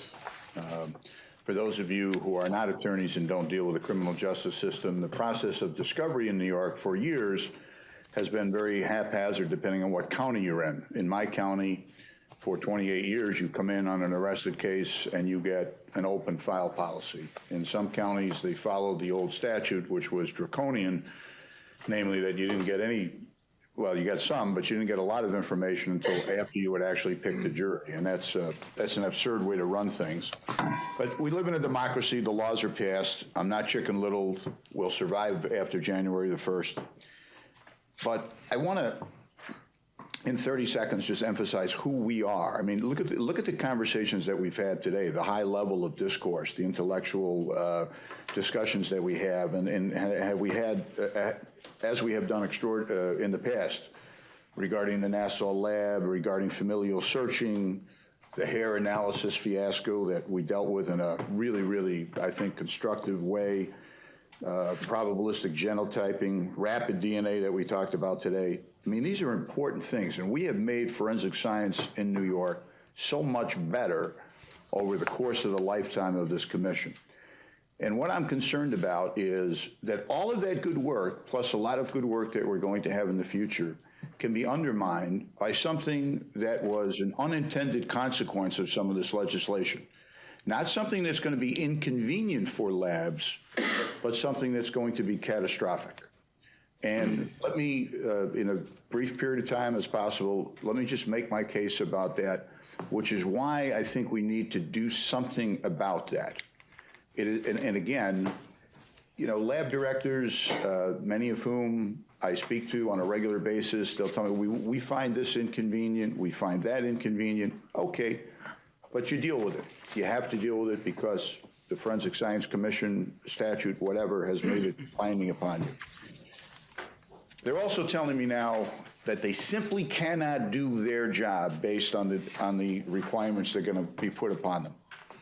Right now, under this new statute, which goes into effect in January 1st, prosecutors in all 62 counties are going to be required to turn over discovery within 15 days, and by statute, included in that discovery is a full examination of all the forensic evidence in the case. There's a mechanism to get a couple of week extension, but the law as it's written is 15 days. Let me tell you what happens now.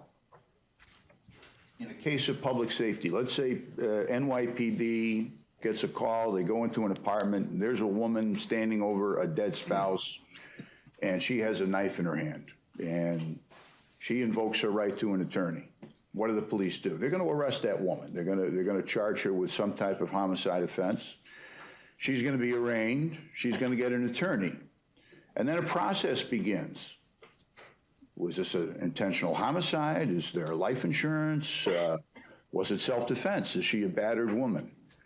And this is a adversarial system that, with each side having completely different responsibilities, the defense lawyer loyalty is to that individual client. The prosecutor's loyalty is to the people of the state of New York. Prosecutors have different obligations. That woman can say, look, I killed the bastard. I hated him. Defense lawyer is under no obligation, nor should he or she ever be, to tell me that.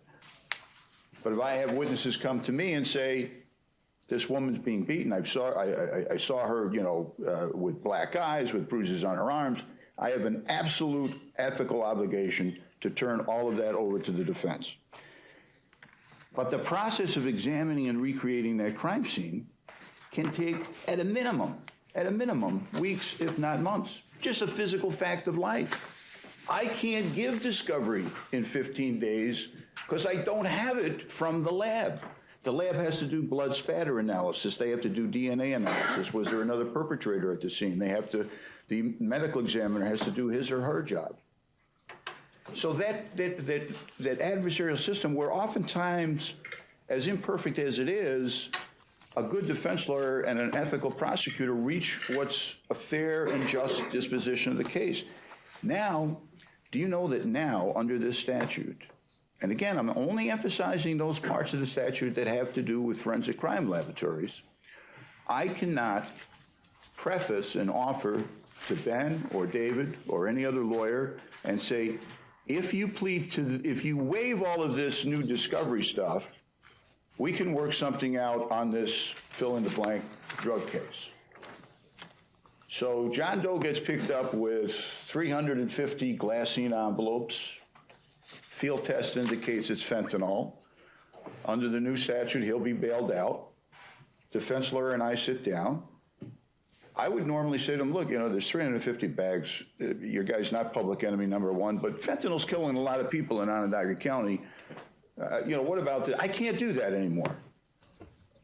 So the lawyer, who doesn't want to be grieved by his client, is going to say, okay, we're not pleading to anything.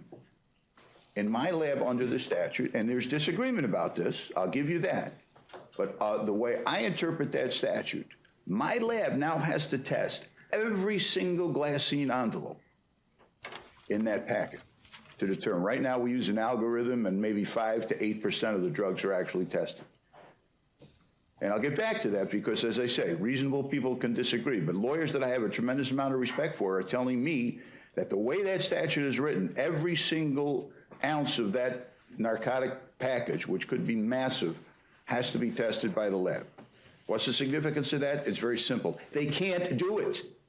It cannot be done unless you triple the size of the labs. Now, just moving on quickly.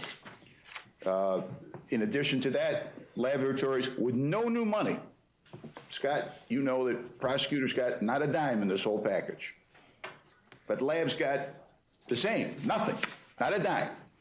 But you now have to turn over every single piece of raw data that you have. And you have to do it in 15 days.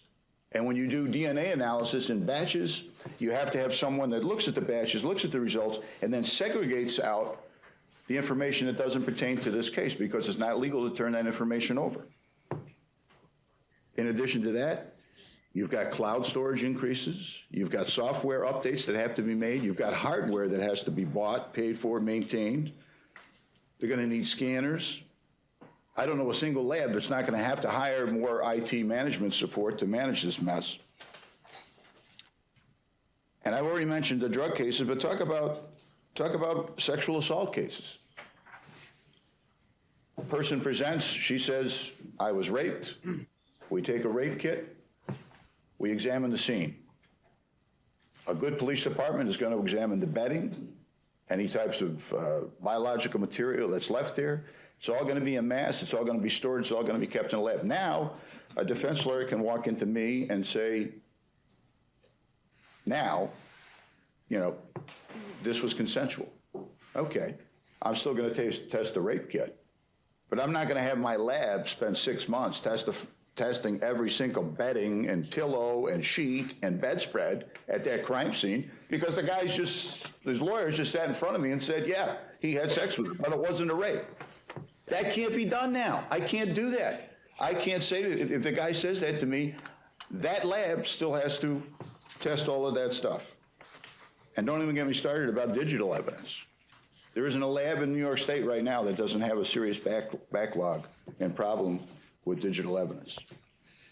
And the second area I want to talk about is this keyboard search, which is now authorized by 24545, will go into effect January 1st, allowing a defense lawyer to apply to a judge to demand that a lab download into CODIS certain DNA material.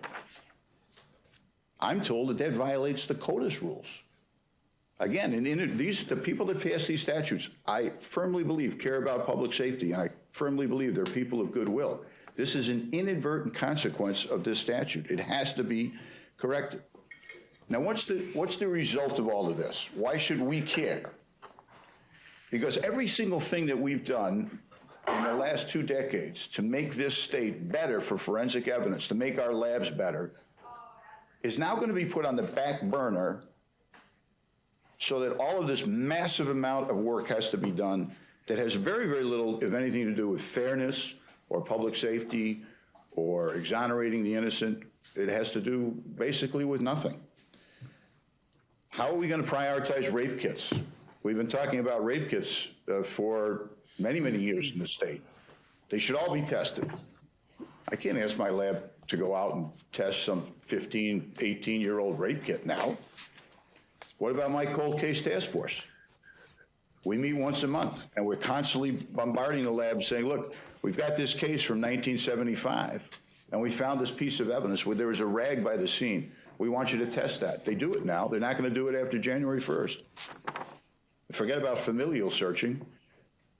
Do you think the state police is going to have time for familial searching? Forget about it. Many of the DA's offices, myself included, have conviction integrity units.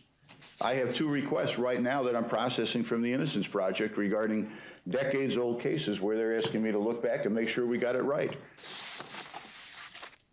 What do I do now? What do I do with those cases? So it comes down to this. Those are 2 areas out of many, many. Again, I'm not saying repeal those statutes. We have 2 options. We can do absolutely nothing. Someone can justifiably say, look, we're not legislators. It's not our job. It's not in the statute. We don't have to let it kick the can down the road, whatever. I think it's very much our concern. I think if you read the statute and you look at what our obligation is to the crime laboratories, for us to sit back and do nothing with these new statutes, I think would be irresponsible.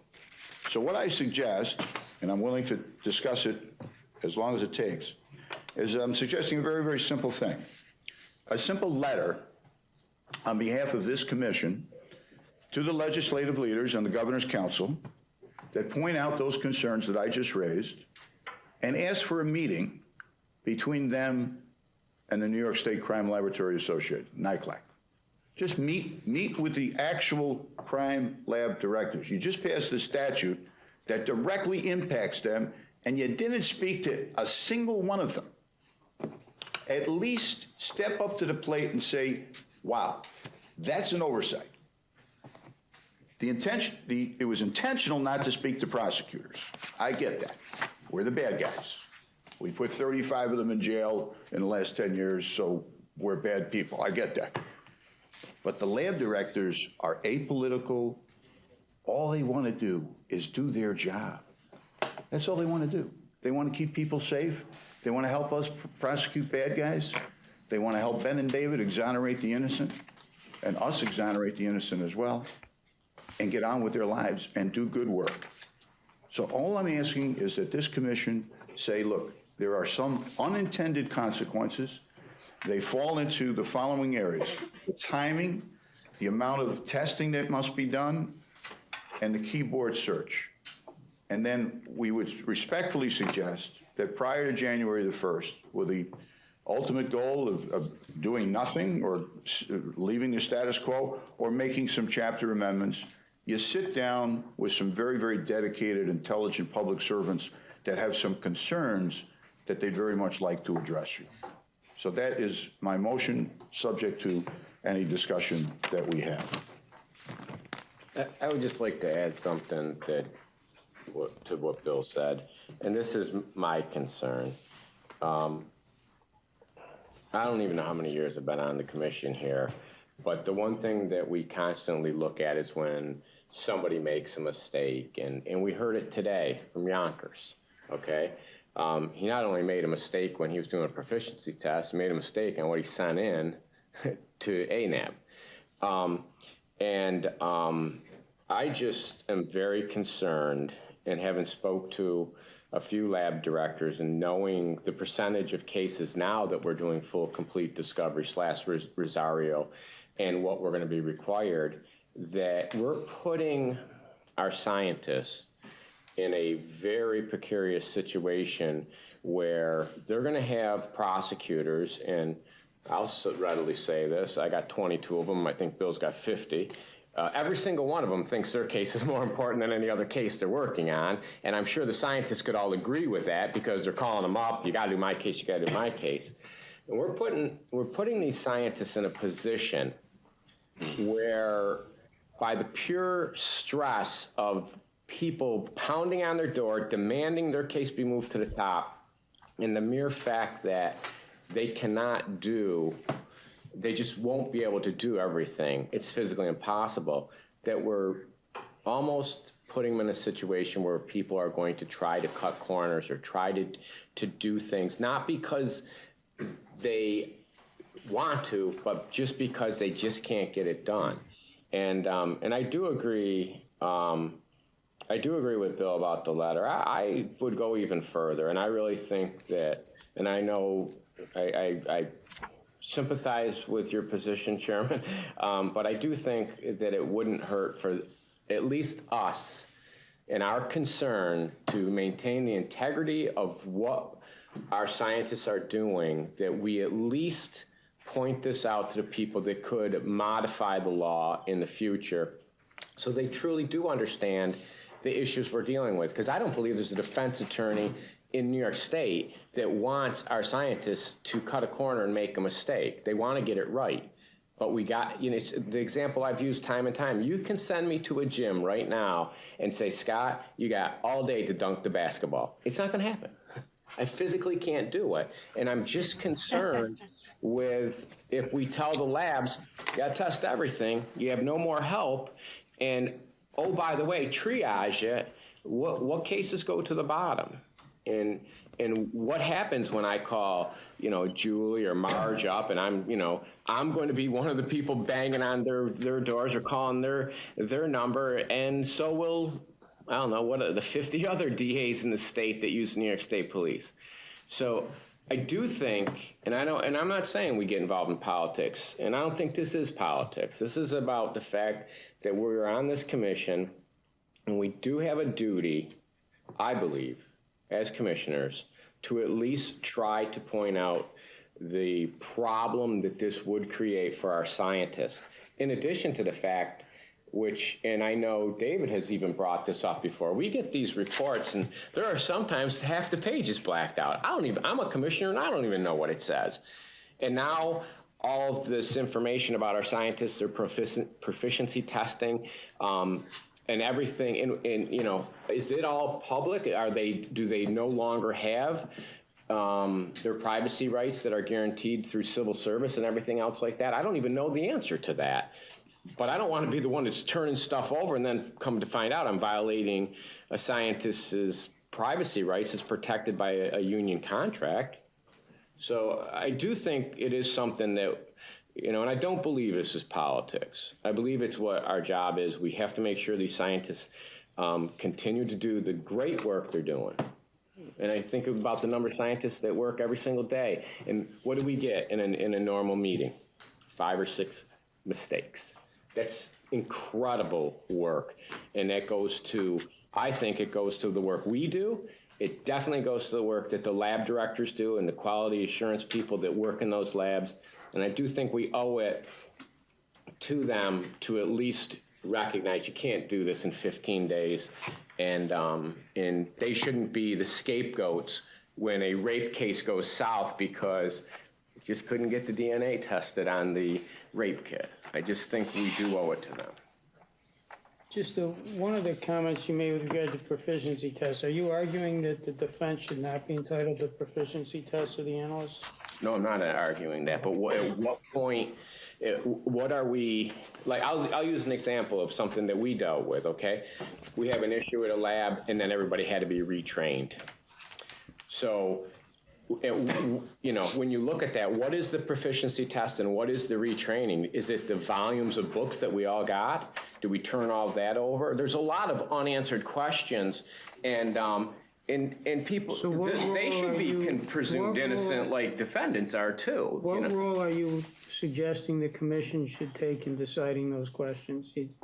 I think the commission should at least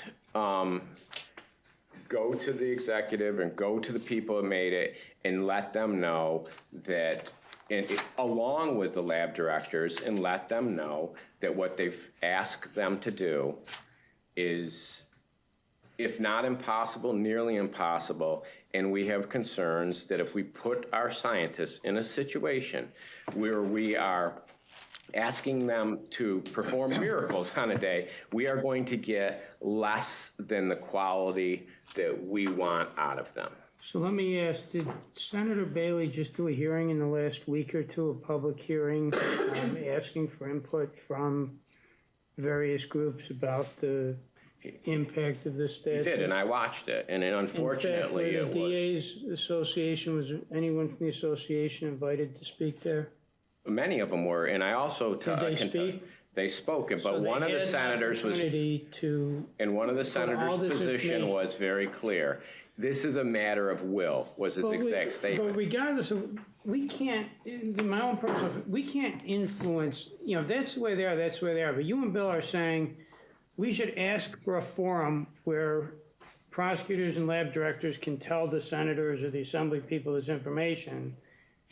And I thought that just happened. I thought they just did a public hearing. I'm not asking for a public hearing. I'm asking that they should be put on notice. But isn't that what happened at that hearing? Didn't prosecutors put them on notice at that hearing of all these issues? Like I said, I don't want to get into the politics of that. I have my position on what that hearing was, and I really don't want to go down that road. But so if we have another meeting, how is that going to be any different from the meeting that they just had? Did any lab directors, did NICECLAP speak at that hearing? Were they invited? Did they speak?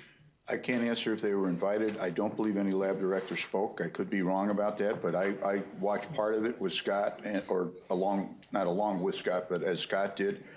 And quite frankly, Ann, I am not asking for prosecutors to be part of this meeting. I want it to be strictly NICLAC. And I can tell you, not anecdotal evidence, but from personal evidence, I can't say the majority. A lot of lab directors have no idea what is about to happen come January 1st. None. That would somewhat prohibit. We did ask that we send the statute to all the lab directors. Do you know whether any lab directors or NICLAC were invited to provide input at that hearing? No, I don't. I'm not aware of any. Were you aware of the hearing? NYPD had representatives at that meeting, though, and they brought up the laboratory, just so you're aware. Let me just, you've made this argument about a new requirement that labs now have to test every piece of evidence. And I've got to say, I've read the statute a number of times, and I see, repeated references to turning information that exists over. I see references to what information is, presumed or, by law deemed to be in the control of the prosecutor. But I don't see anywhere where it says that this is imposing on a prosecutor an obligation to create material and then turn that material over. Is there a specific reference you can point me to? Can't announce readiness until everything's, we can't give a until everything's statement. turned over, but if it doesn't exist, you can't let's use a turn it rape over. case. Let's use a rape case. 10-year-old little girl's laying in her bed in the middle of the night. Next door neighbor, two neighbors down, sneaks through the window, rapes her. She knows exactly who the perpetrator is. Dad hears her screaming. Dad grabs his gun, chases the guy out of the house, pops off a couple rounds, misses him, okay? From a prosecution standpoint, that's a pretty good case. But they do a lab kit. We send it to the New York State Police Crime Lab. Okay, now I'm going to be calling up saying, I need this, I need this, I need this. I can't announce readiness on this case because you have the rape kit. I need the DNA because I do plan on putting the DNA in at trial because you know as well as I do, that's the home run. We can win without it, but right now we could announce readiness and say, hey, listen, we don't have it, we'll go without it. I can't announce readiness. 6 months and 1 day goes by, I don't have that kit. And now I go back to the 10-year-old little girl's mom and dad and say, sorry, I couldn't announce readiness. I just lost speed trial. I don't read the statute the same way, and I would be willing to bet that if your office found yourself in that position, you wouldn't be arguing to the judge that the judge had to read the statute. I think as Bill indicated, you might be able to come up with different interpretations, but the interpretation that in every single case, like the example Bill gave with the betting and the I don't see any way you could read this statute to say in that case that this new statute now imposes an obligation on the prosecutor to affirmatively have the lab test every piece of evidence, regardless whether they have any intention of ever using it or not, and have all that done before they announce readiness. And frankly, I'd be shocked if any prosecutor's office in the state argued to a judge that that's the way they are to interpret it. And when you go before a judge and argue to the judge that they should interpret it differently,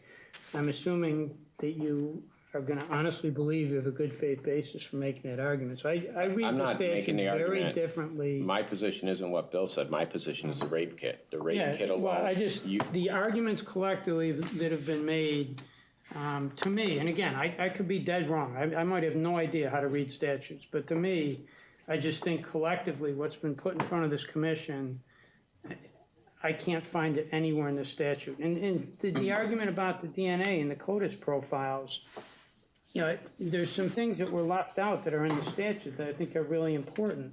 The statute says keyboard search or similar search, and the statute requires that before a judge can order it, the defendant has to establish and the judge has to find that the profile complies with the FBI or state requirements, whichever are applicable. So again, with the added requirements in that statute, which weren't referenced anywhere in the letter or the presentation today, I just am struggling to understand how a lab that pursuant to a court order does a CODIS search on a sample which meets the FBI or state requirements would in any way be in jeopardy. I just, again, maybe I have no idea how to read this, but I'm not seeing it. I get the arguments about prioritization, about workload, and this is a new twist on them, but frankly, when we were prosecuting homicides, as you said, this was 20 years ago. We were all banging on the door of the lab saying we need our case. And the lab came to us and said, we're going to establish basically a runway of cases, and we're going to prioritize them. And you tell us, if you call me and say, I want another case done, you tell me where you want to put it on the runway, tell me what cases you want to bump down, and we'll do them in the order we can. And I hated that. It's good, but I just don't see that any of this is new. And, they had a hearing. They had an opportunity for folks to weigh in. If NYCLAC or the DA's Association or anybody else wants to write to the Senate or the Assembly or the governor and say, we want to meet with you, we want to do it, God bless them. I think they have the ability to do it, whether it's on resources, whether it's on changing the statute. I just personally, I don't think the presentation that's been given here accurately portrays what the statute says. You don't think the statute requires us, before we announce readiness, to have the rape kit done on a rape case? It's not the entire presentation. The bed sheet example. I'm talking about my presentation. I think the bed sheet. Okay, I agree. I can understand, and I think Bill was pretty clear on that when he said, and I'm not going to argue for Bill, he's a much better litigator than I ever dreamt of being, but I think he was pretty clear, and he said reasonable minds would differ on that. I'm not talking about that. I'm just talking about rape kits. I'm talking about, I didn't even go into drugs. I mean, I've been to the lab before There's where they no- met me and they said, hey, listen, you gotta dial it back. We can't test every single drug you send So to us. before this was put into evidence, before this was adopted by the legislature, under your example, could you have announced ready for trial before the rape kit was done? Yes, Because you would have gone to trial without the rape kit? absolutely. In that fact That pattern I doesn't gave. change, that does not change under this then, because it's only an obligation to turn over Once what I exists. announce readiness, I can't use the rape kit. I That's how I don't see read it. that in Well, here anywhere. that's, Mike, I'm sorry. But all that That's clear aside, that you cannot use that rape kit. Once you say I'm ready, you can't start adding stuff. no, that's not, once Full, it comes into. full documentation of forensic Of evidence. what exists, at the time. But I think, If a new witness comes forward after you've provided discovery, you're prevented from putting that in because you didn't provide that? I just don't think that's a reasonable reading of this. But all that aside, you know, you've made your motion. Yep. Is there any other discussion? Anyone else have anything they want to add on this? Sure. You know, and just briefly, I'm not going to respond, you know, word for word because I really do think that we are way out of our mandate. You know, the first line of our mandate is the commission shall develop minimum standards and a program of accreditation for forensic laboratories in New York State, including the establishment of minimum qualifications for forensic laboratories, directors, and other such personnel, et cetera, et cetera. Our commission would be comprised of different persons if we were here to second guess legislative mandate or dive into what legislative intent is. And so that it's not to have conversations among lawyers about what might be the possible intent of the legislature or what may be the discovery requirements of newly enacted legislature. And, you know, just from a defense perspective, there were always two different conversations when you had forensic cases. You would have cases where you were at arraignments with clients and then on subsequent court dates. And there were two different conversations going on. There was one between prosecutors and labs, figuring out what evidence was available, what should be tested, what's the significance of the evidence, you know, will this ship sail? Then there's the discussion between the defense attorney and client, and the question was, well, what's the evidence against me? And the lawyer would honestly have to turn back and say, I don't know, I don't have any idea, I think they're saying that. And so discovery statutes are put together by the legislature, and I know we have an adversarial process, but part of the purpose of the legislature was to curb sort of that imbalance.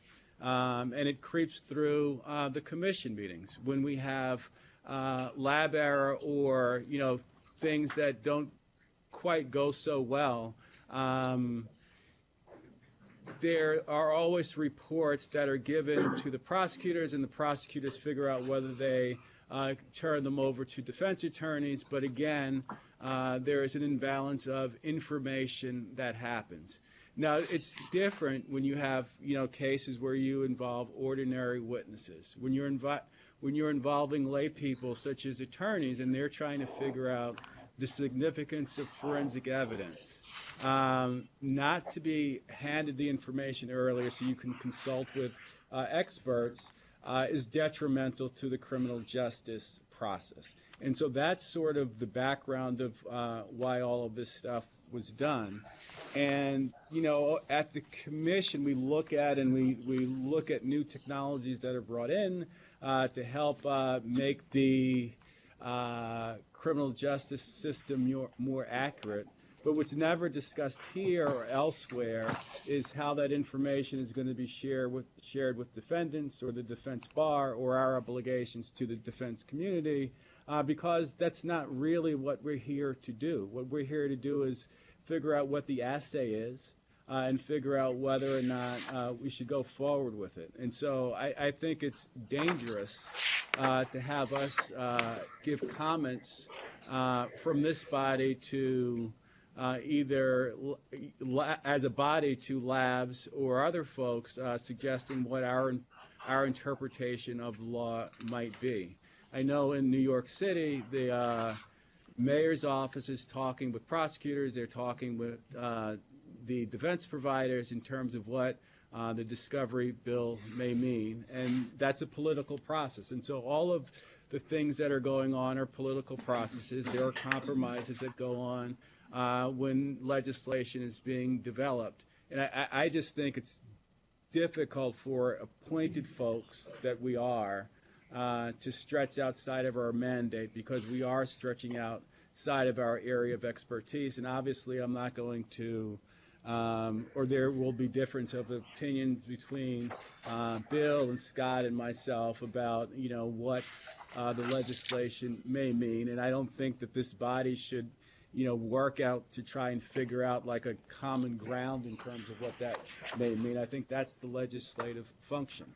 And, the concerns that are, in terms of what it should be addressed to the legislature, whether it's the organization of district attorneys, whether it's defense attorneys, or whether it's crime labs. Those are the folks that are responsible for the legislation. So I don't think that the statutory interpretation or parsing through the statutory language of this bill has any place in on this committee. Like I just think we're out of our depth. Anyone else? Ann? In contrast, I think what Bill and Scott are saying is that their concern is that this construct of legislation does directly impact the accreditation and quality of the laboratories. And so it is directly relevant to our obligation to set the standards, review compliance with the standards, be aware of concerns about the ability of the lab to meet the standards, and that's all we're saying. We are concerned, and we believe that input from the laboratory directors would be of value. We're not saying what to do with that input. We're not saying whether it needs to be changed, but from the perspective of members of the commission, this is a potential impedance with the ability of the labs to meet their obligations to the commission. And that's all we're saying. And yes, the crime lab individual directors can write, the individual DAs can write, NICLAC can write. A letter coming from the commission carries one more level of concern. And that's, I think, all that Bill and Scott are asking for the commission to do. And as such, I would support Bill's motion. Scott, has NICLAC reached out or written to the legislature to voice any of these objections? No. And members of NICLAC don't all share the same opinion in regards to, there's been two opinions spoken about today. So I think the same discussion is with certain lab directors. So there's not a unanimous opinion within NICLAC on this? I know it's not, because I know I'm dissenting from others. So I'm not sure what the ratio is, but it's not unanimous. And if you know, does NICLAC have any plans to reach out to the legislature on this? As the chair of NICLAC, I would not, because I'm focused on trying to get the will to meet the discovery requirements. I feel that it's been made clear that this has a very much an impact on the laboratories. I take the point about the quality of the work needs to be as a concern. I think, but more importantly, the quality will probably still stay the same. What will change would be turnaround times in regards to analysis needed, and discussions with prosecutors of what needs to be done and a priority level needs to be done in a more granular level, and communication has to improve dramatically moving forward from January 1st. But My personal opinion, not as the chair of NICLAC, because I know other lab directors don't share this opinion, but my personal opinion is we have a statute that we need to meet, and let's meet it. And to do that is going to require funding, personnel, and they're all going to come from our individual agencies, county executives, and we just have to work towards that. Come January 1st, I think it was made clear at the last Senate hearing that a lot of people stated they can't see it happening. They have the will to do it, but they can't see it happening. And I think the same thing will come from the lab directors. I suppose the biggest concern is when we bring stuff to the Commission of things that don't meet accreditation or are mistakes made, that you may say more. I don't think you will, because you do not look over our operational backlogs. That's the lab directors and their agencies. So, there is a tremendous lift here. I don't know if that tremendous lift will be met January 1st, but as it was stated in other meetings, everyone has the will to do it, but the will requires other resources. Thank you. Any other comments or discussion? The only, go ahead, sorry. No, go ahead. No, the only comment, I mean, I agree with much of what Mike said in terms of interpreting the statute. It doesn't require, the disclosure requirements are exactly as they sound like. They don't require labs to test stuff that they're not ordinarily going to test. What it requires is that when things are tested, that they're disclosed. And so the first level is 15 days, and then for good faith, there's, you could move out to 45 days, and then if things aren't done, there's a continuing obligation to for discovery. So, although it was presented as not presenting the sky is falling sort of thing, I think that's exactly what the presentation was, and I think the discovery rules are written in so that there is some understanding that, when understanding about when the timing of test work can be done, and when there is good faith and diligent efforts to turn over materials from stuff that's already been tested, if it's voluminous is one of the reasons. So, I think the parsing through of the statute would suggest that the sky is not falling, and that we actually would have to see whether the legislative intent can be carried out. And I think that it will be. And I think, I don't think it's, our position to figure out to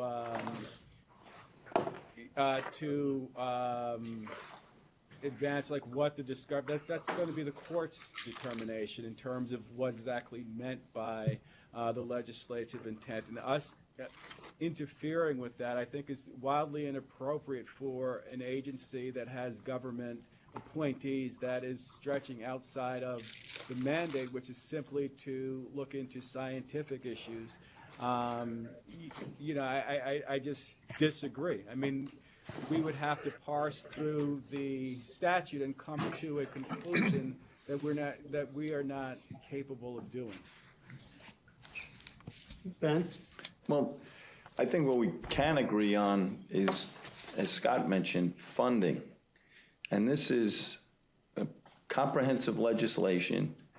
It came upon us, and there's been they haven't identified what the funding needs of the labs are to respond to this demand, and that's just maybe a footnote to it, or the local police departments and the like who are going to be processing the evidence. But absent funding, I think we can all agree that there is an additional burden on the labs.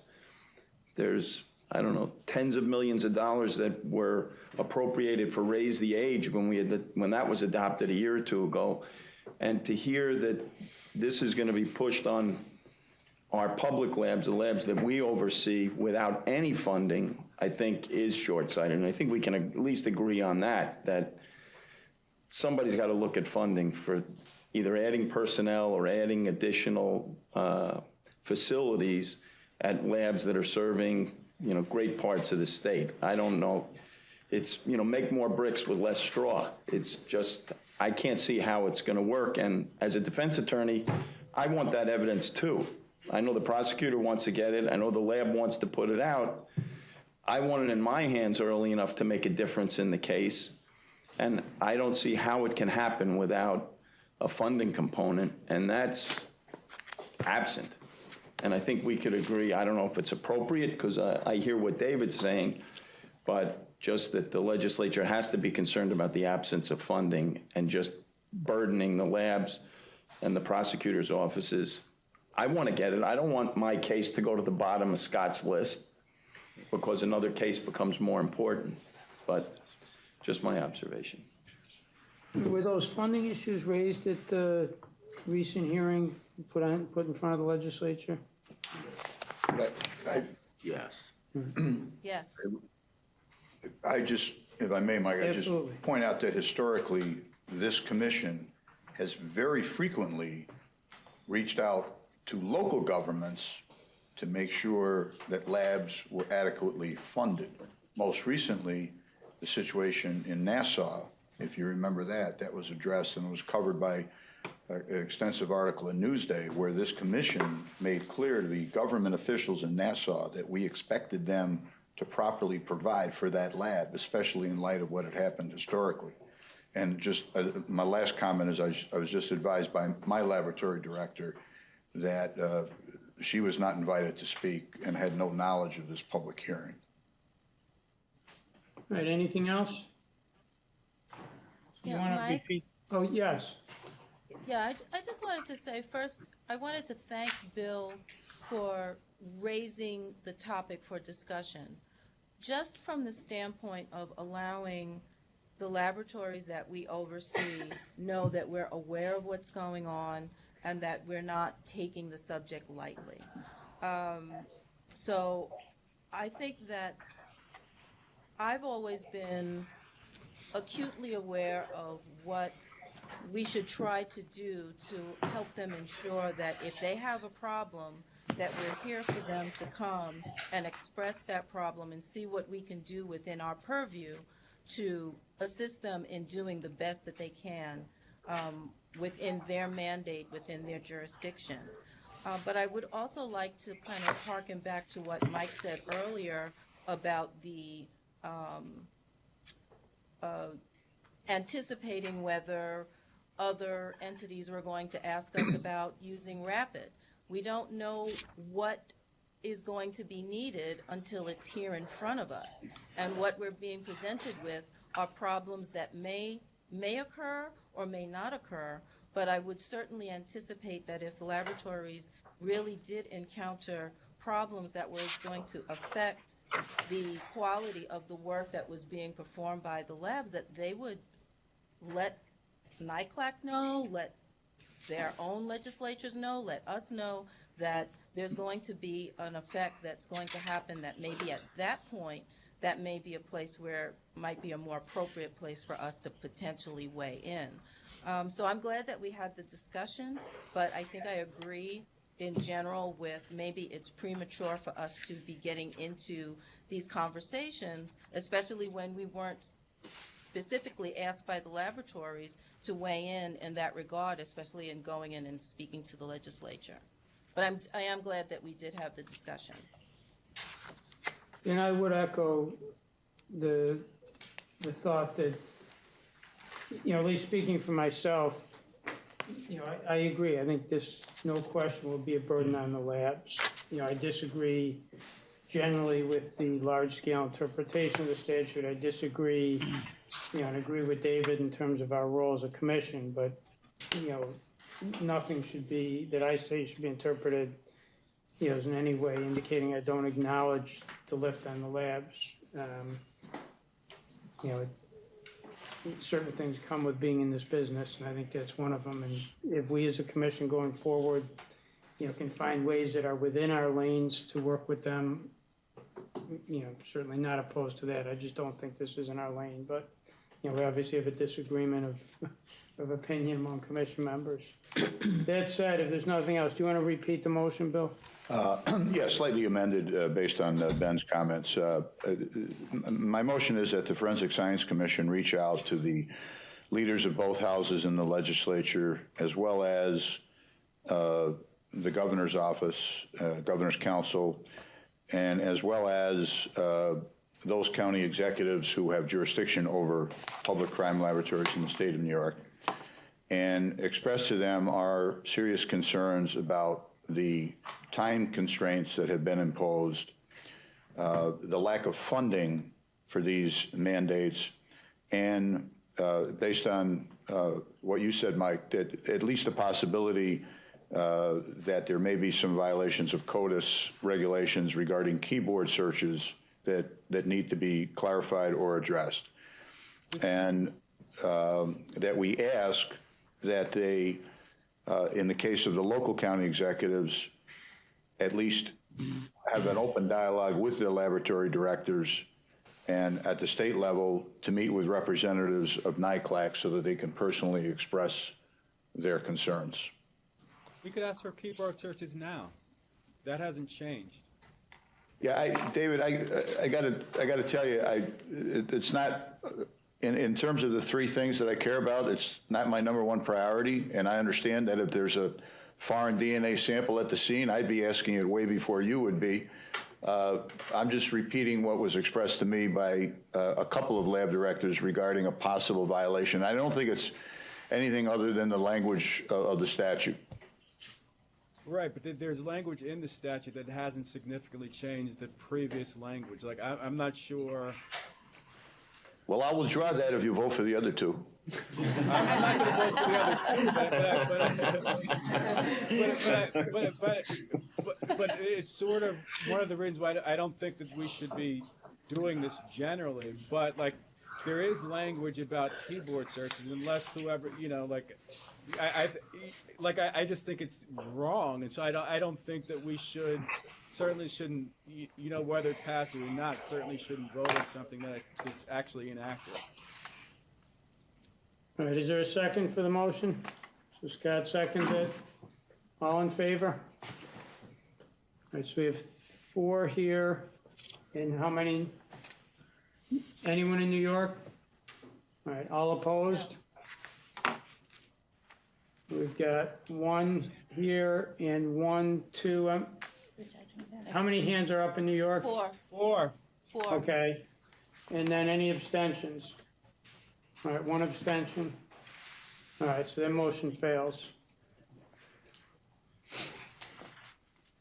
Thank you for the opportunity, though, Mr. Chairman. And thank you for bringing it. I think as Lydia pointed out, as you've pointed out, you know, I think certain of us have disagreements about the role of the commission in this, but I don't disagree at all that this is an important issue, that it does place a burden on the labs, and it's something that, you know, we'll need to focus on within what I see as our role going forward. So I appreciate you bringing this forward. Next, we've got laboratory disclosures. The first one relates to the Erie County Medical Examiner Forensic Toxicology Lab. And I think that's pages 210 to 225 of the materials. As I read it, I think there's 4 disclosures. I believe we do have lab representative here. Does anyone have any questions? I actually have a few. Christine, if you could come up, please. Thank you.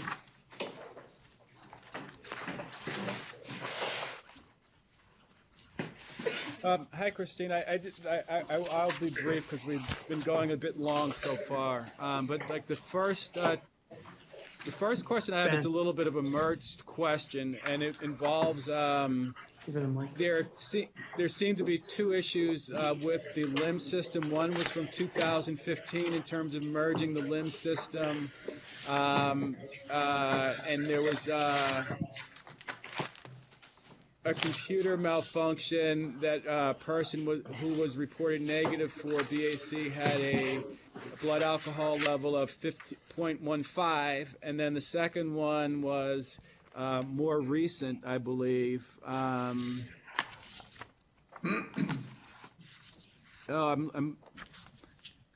there was a second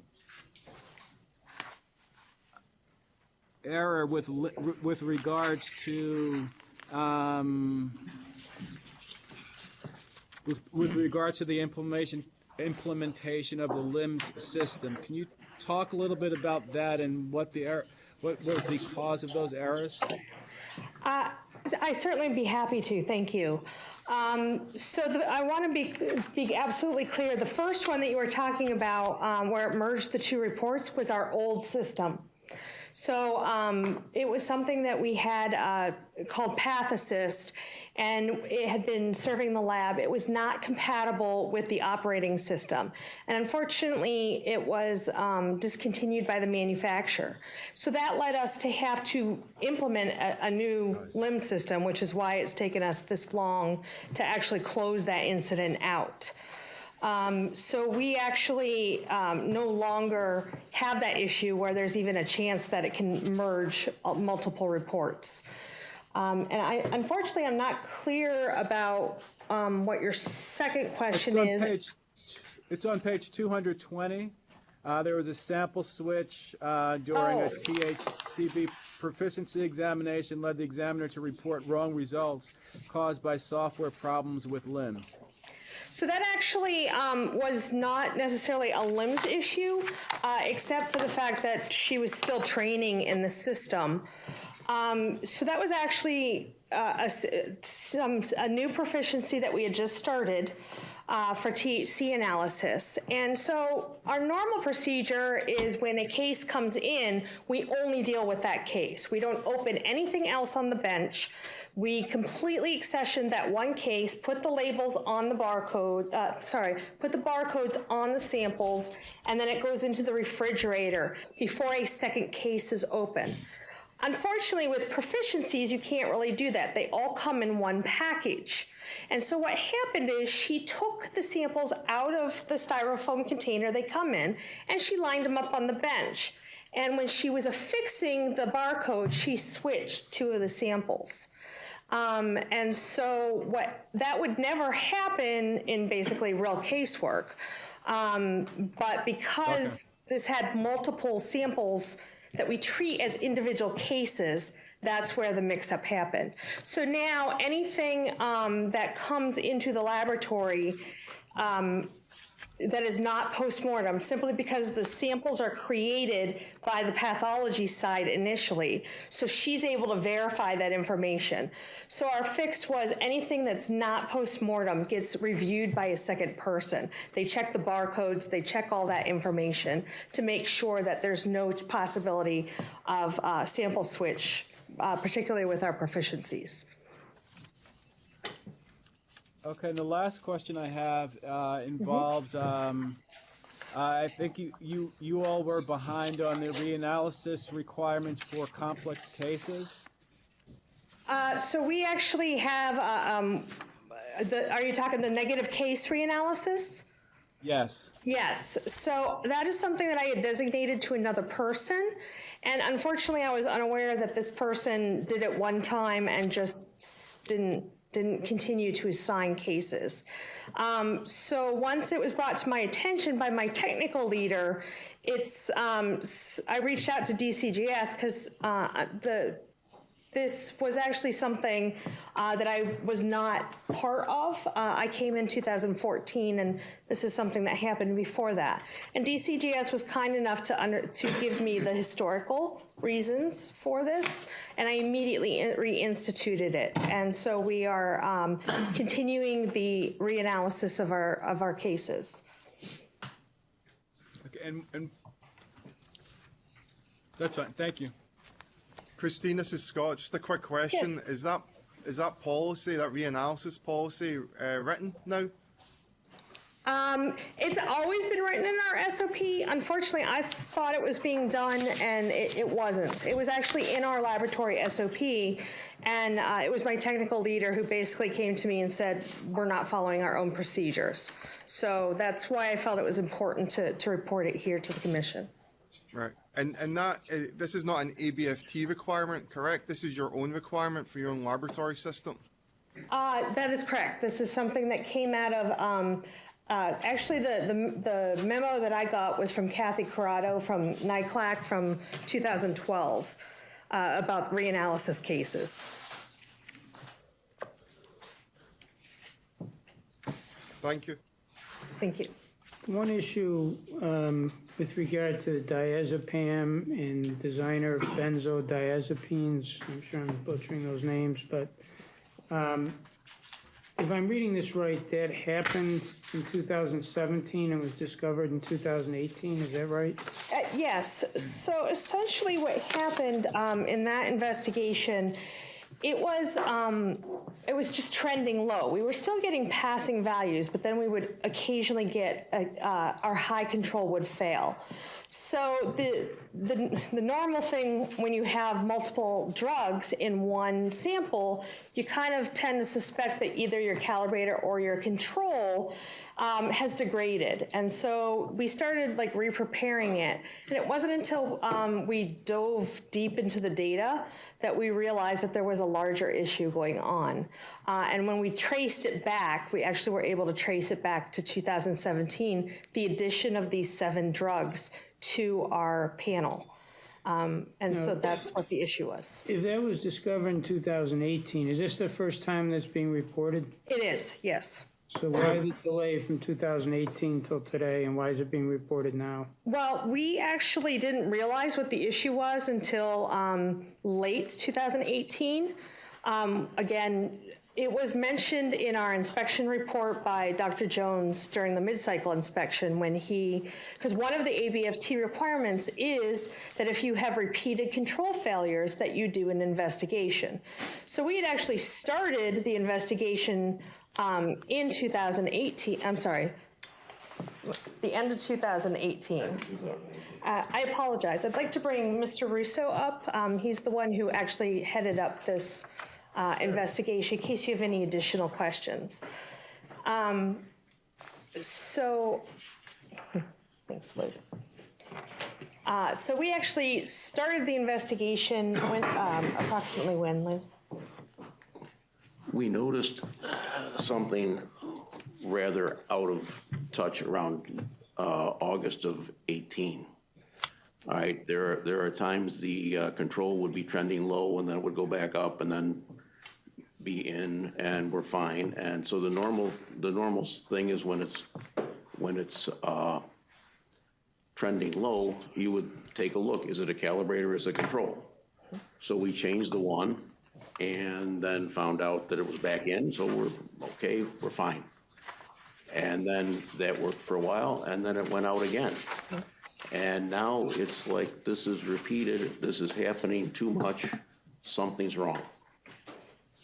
At that point, we looked back at all the data. Now there was some conflicting things happening. We actually changed our control material during that period. Now the new one was run with the old one, and the results were similar, so we assumed everything was fine. So there was nothing to say anything was going on there. But when we traced the control back and looked at it, so when you change a new lot, you lose some of the data on the lot because our software is not the most robust as far as for the control samples. When you change a lot, the old lot goes away. So you're looking at the new lots. You don't see the trend for back that far. So it wasn't until we actually dove into everything and put it on a spreadsheet that we noticed the trend. It was trending lower, and we were able to trace it back to where we added the novel benzodiazepines to the calibration. And quite frankly, although we knew roughly mid to end of, when did we figure it out? Probably around July or September? July or August. This started in August. I mean, but when did we realize what the issue was? It was. It would have been around September or later. So that's when. Number of 18? Of 19. Well, that's when we started to notice something was wrong, but it was actually, we realized. January of 19 would probably be the time we realized it was something besides a calibrator or control. So that's when we started doing the deep dive. I asked Mr. Russo here to oversee the investigation. And then we found out somewhere in the summer, because we still hadn't realized it when Dr. Jones was there in May of this year. So we still was thinking it's a calibrator or control issue. And so it was roughly summertime that we realized what the underlying issue is. And quite frankly, at that time, Erie County is a little bit different. We actually have started our the new discovery laws starting in August, and that has consumed every moment of my time. And so I just didn't get to write the notifications. It's really that simple. So we actually started our discovery in August 1st. We're doing 1 in 20 cases. September, we're doing 1 in 15. October, we're doing 1 in 10. November, we're doing 1 in 5. December, we're doing 1 in 2, so that we are fully implemented as of January. But I had to figure out a way to get this data to the DAs, because we are 100% paper-based, to get it to the DA's office in a very short amount of time. And it's just required a lot on the laboratories. And so this is the first I got to notify you guys. The actual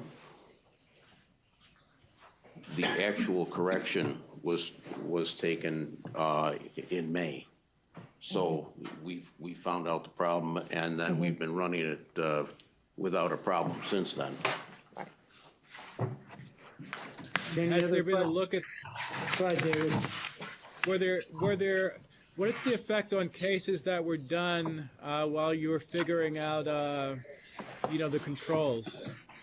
Was there any effect on casework, or was there any review of the casework while this was going?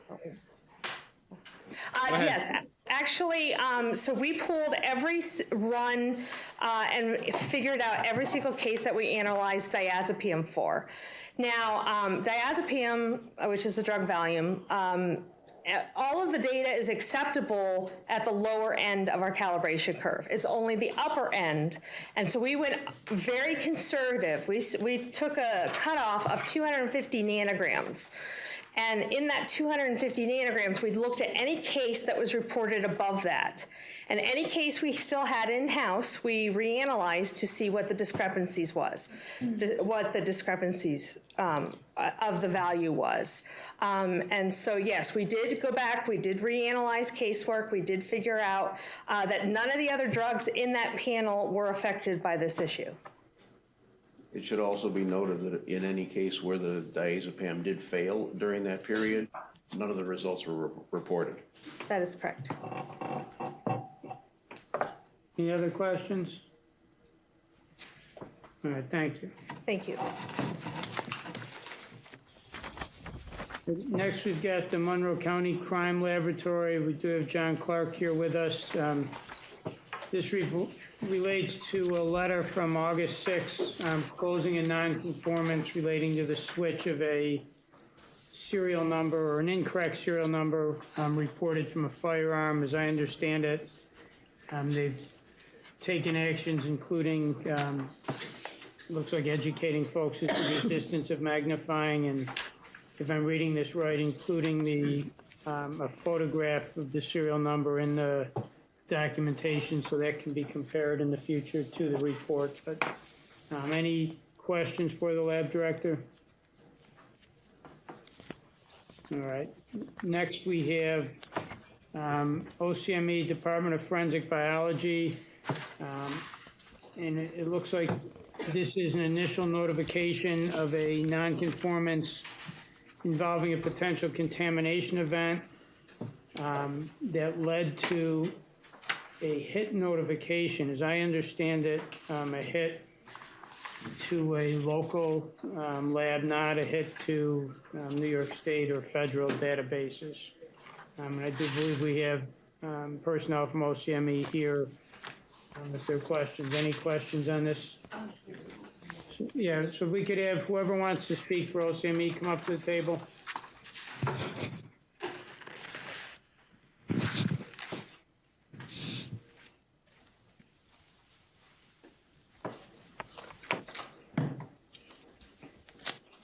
Hi, good afternoon.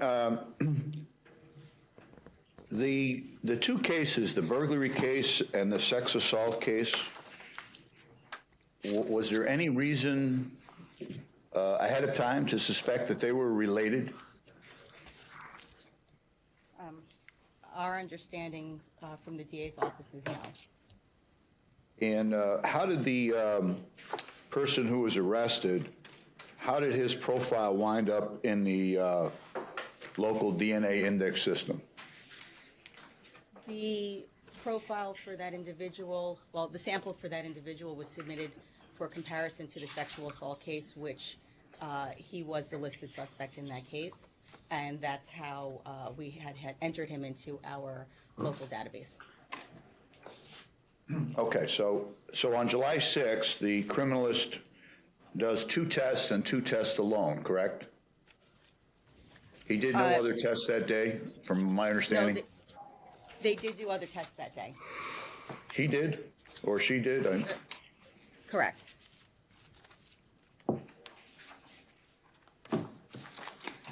There were 12. Okay, I'm sorry. There was no other cases were processed in between them. That's correct. So, did he or she have a known profile from the sexual assault case with a suspect before July 6th? No. I guess my concern is that didn't it occur to him or her or to a supervisor that, I mean, really, what are the odds that the 2 cases I'm examining in sequence turn out to be the same guy and they're completely unrelated? You see my point? So the analyst that cut the samples was not an interpreting analyst, and so the work that was done on that particular day where those 2 samples were cut, the interpretation of those results was weeks later. Okay. Is so there a so at the back end where the report was being written and technically reviewed, yes, it should have been assessed as to whether there was any connection between the 2 cases, since this was what we would consider a cold hit, and if there was anything that could have led to these particular cases hitting each other.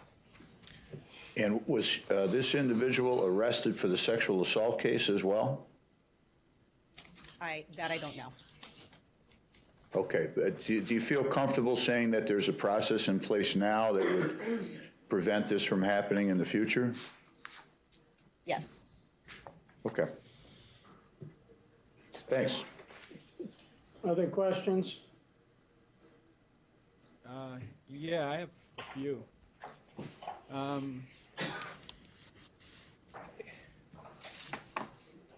I guess, what were the protocols? I'm imagining there were protocols in place already in terms of analyzing data. I'm just trying to figure out how the contamination could have happened in the first instance. And from my reading of the material is that the analyst had, I forget which case first, maybe the sexual assault case first, did an extraction on that, and then after lunch worked on the burglary case. So what occurred was that this analyst just cut the samples. There was no actual bench work done by this analyst on these 2 cases that I'm aware of. The exemplar from the suspect to be compared to the sexual assault was cut around 11:50 in the morning, and then the burglary case sample was cut around 1:30 in the afternoon after that. So what? Okay, so they cut this. So what ordinarily happens after? I'm just trying to figure out, like. So what should occur is that in between, before starting any sort of bench work, and in between cutting samples within cases and between cases, all tools are cleaned. We expect that to be done and is done on a regular basis in the laboratory. Once items of evidence are cut after examination, typical DNA process occurs, and at the back end, you have an interpretation by an interpreting analyst who's going to write the report, and you're going to have it technically reviewed by somebody who is a technical reviewer, and there are a set number, based on our protocol, there are certain things that should be looked at when you have a hit between two cases that we were not expecting, and even when we are expecting it. And those things are, did the analyst that examined the item in one case also examine it, the item in the other case on the same day? Were any items cut between those two cases? Did the same analyst perform the same DNA extraction, same amplification, same quantification, same STR analysis that the contamination could have occurred at those points? And lastly, we also look at, did the same NYPD member vouch for the evidence, collect the evidence, where at the crime lab, the NYPD crime lab, did the same analyst happen to also look at these items? So these are things that were in our protocols to be looked at and followed. However, in this instance, it was not noted that the same analyst had cut both items on the same day. So after the analyst cuts the items, did they both go to the same person to do the actual testing, or? So in this case, these two items are different kinds of evidence, and so they would have undergone different testing on different pathways. So the contamination would have had to occur on that day with the analyst. Correct. If it was indeed contamination, we have not been able to confirm that. Right, but the odds are they're two separate samples, and they had one case, and then they randomly got assigned a second case, and then it was confirmed that the person, at least for the burglar case, had an alibi, or at least the Queens District Attorney's office. When you were assessing it, I mean, the only concern I have in terms of reviewing it is, I think neither the analyst nor the analyst wasn't interviewed because he or she had left the office. Correct. Is that, part of like what prevents us from? Why wouldn't you call them and figure out what happened? Well, what we were basically, what Mr. Vargas would likely interview them to ask them is, what is your typical protocol for examining items of evidence? What's your bench practice? And do you remember anything unusual occurring on that day? But in this instance, there were over 10 cases cut by this analyst on that day, and there were no other issues seen. So it seems like the analyst, for the most part, was following proper bench protocol. Right, but I guess there were 3 people involved. You interviewed the one that was still at LCME, but the other 2 weren't reached out to? Correct. Once an analyst has left our employment, unless it's absolutely necessary for finding out some information. But in this case, we could proceed with corrective actions without necessarily reaching out to those individuals. Right, but you weren't able to conclude conclusively one way or another where there was contamination. Correct, and because it happened, it was discovered a year later. We did not have high hopes that the analyst who did the examination or the analyst who interpreted the data would remember what exactly happened a year prior to them doing so. So just briefly on the hit itself, the burglary sample was put in which database? The burglary sample would go into, actually, I think that was a mixture. I'm sorry, no, you're correct. That would have definitely gone into our local database, and it did go, don't know if it went to the state level.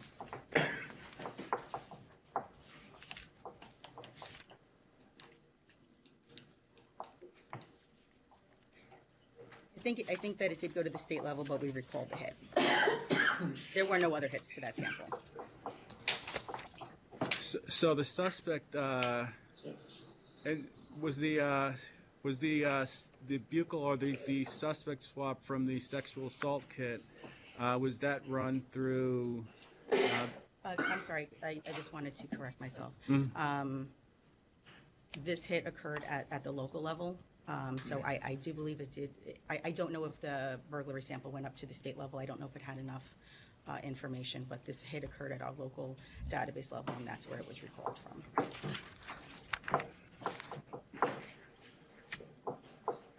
So both the suspect sample and the other sample were only in the local databases. Neither one of them. Why weren't any of them in the state or federal? None of them. Well, the suspect sample we cannot upload to the state or national level. The burglary sample, I don't know if it went to the state level. I don't know how many locations of information it had, but at the very least, it was in our local database. In terms of once you had the hit, like what's the protocol for figuring out whether it should be sent out to initiate an arrest? Like whose call is that, and what's the protocol? As far as our protocol, we confirm the information for the two cases that gets inputted into the DNA Hits program, and then the information is sent to the NYPD as well as the district attorney's office related to that precinct. And from there, I don't know what the protocol is for acting on the hit on the part of the NYPD and the DA's office. Within your office, like what level person would be the one that sent out the DNA hit? Like what is it, Supervisor. Okay. And how many people have authority to do that? All of our assistant directors and our criminalist force can issue DNA hits. So it's not a single person. It's a. Correct.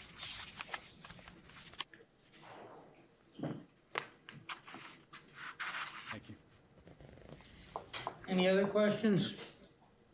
I have one quick question for Jonathan. I'm sorry. So,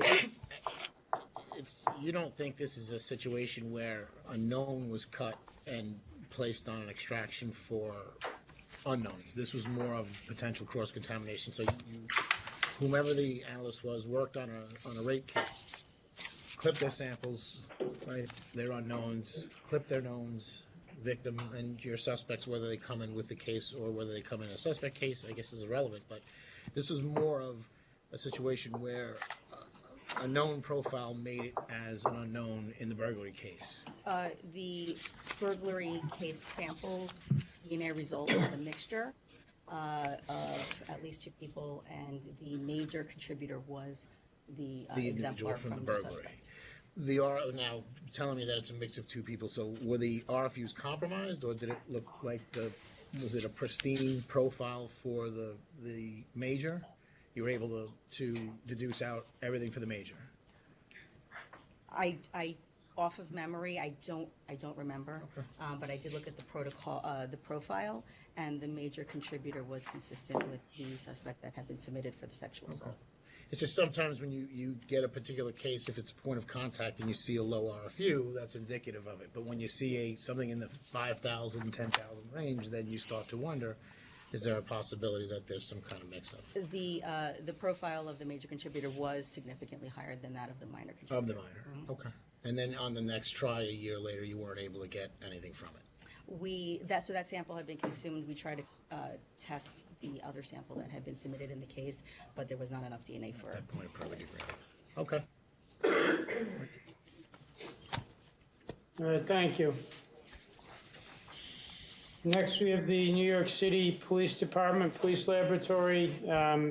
Two items here. The first is as I understand it from the materials, a nonconformance in the firearms section with regard to an incorrect serial number identified in a report. And as I read this, a root cause analysis is being conducted.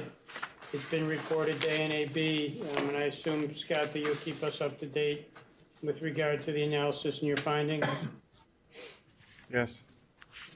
And then the second one, if I'm reading it correctly, is a closeout of a nonconformance regarding a controlled substance. I believe we've talked about this before. Was cocaine listed instead of heroin, I believe, and you've indicated that, among other things, you've instituted a verbal check so that someone is actually going to be saying to the reviewer what the findings were so they can be confirmed not only on paper but also through an oral exchange. Yes, that's correct. All right, any questions for Scott regarding either of these? Next, we've got the DCJS latent print lab. This is related to a nonconformance that was reported to us, and that we had documentation for at our June meeting. This is indicating it's closed out and it's now in the monitoring phase with regard to the corrective actions. We do have representatives from the lab here if there are any questions. All right, next, we've got Niagara County Sheriff's Office, the forensic laboratory. And this is a notification was made in June with regard to a proficiency testing, if I'm reading this correctly.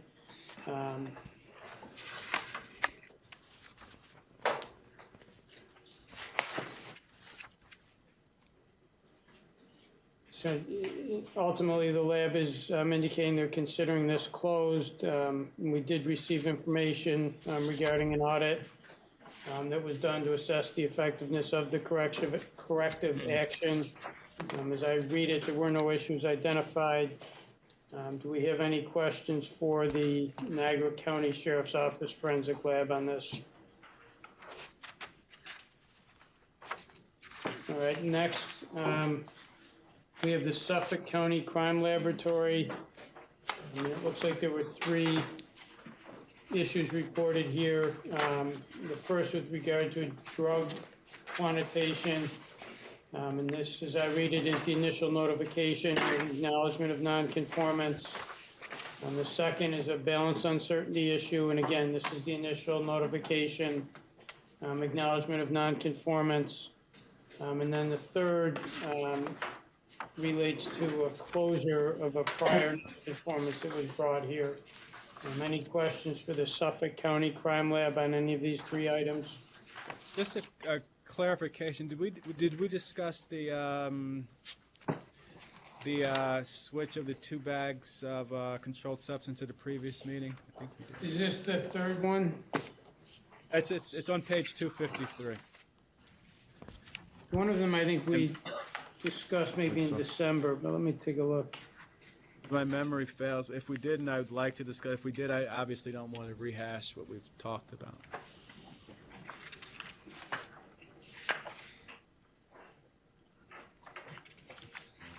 I don't think we discussed it. No, because the notification is July 2nd. Oh, yeah, I don't believe we that's have, after so the- should we have someone from Suffolk not County? discussed Call Connie.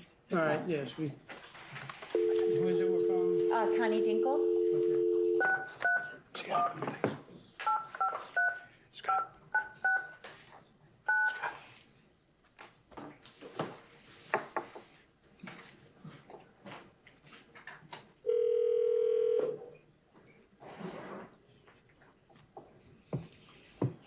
Hi, Connie.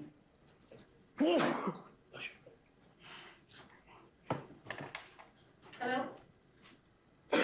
Hello? Hi, Connie, you're on with the commission. Great, hi, good afternoon, everybody. Good afternoon, thank you for joining us. We do have a question. It's a fairly... Hey, Con, it's David Loftus, and I have a fairly quick question, but on page 253, it says, after reading property papers associated with a drug case, an analyst erroneously combined 2 bags of controlled substance for quantitation that belonged to two separate defendants.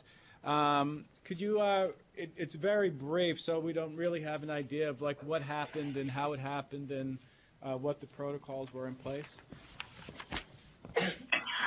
Typically, when we receive a case for analysis, it comes with 2 documents. The document, which is the request for analysis, or the PL9, and then there's property papers that are attached so that when we resubmit it back to property for storage, those papers stay with the evidence.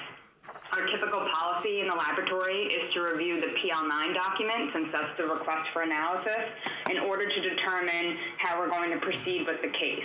And on that document, the submitting agency would note who belongs to which evidence. which in this case, it was actually very clear on the PL9 that item 1 belonged to one defendant and the other item belonged to the second defendant. In this case, for whatever reason, the analyst deviated from her typical procedure and read the property papers before performing the analysis. On those property papers, it did not differentiate between the defendants. So while she was analyzing the case, she combined the two items when they shouldn't have been combined. And what was the Is that clear enough? result of? That clears it up. What was the result for those two cases? Was the evidence? Let me see if I have that in front of me. Was the evidence compromised? I don't actually have the final report in front of me. You mean like one was cocaine and they were both cocaine. They had to be combined. They would have been combined for quantitation if there had only been one defendant. Excuse me.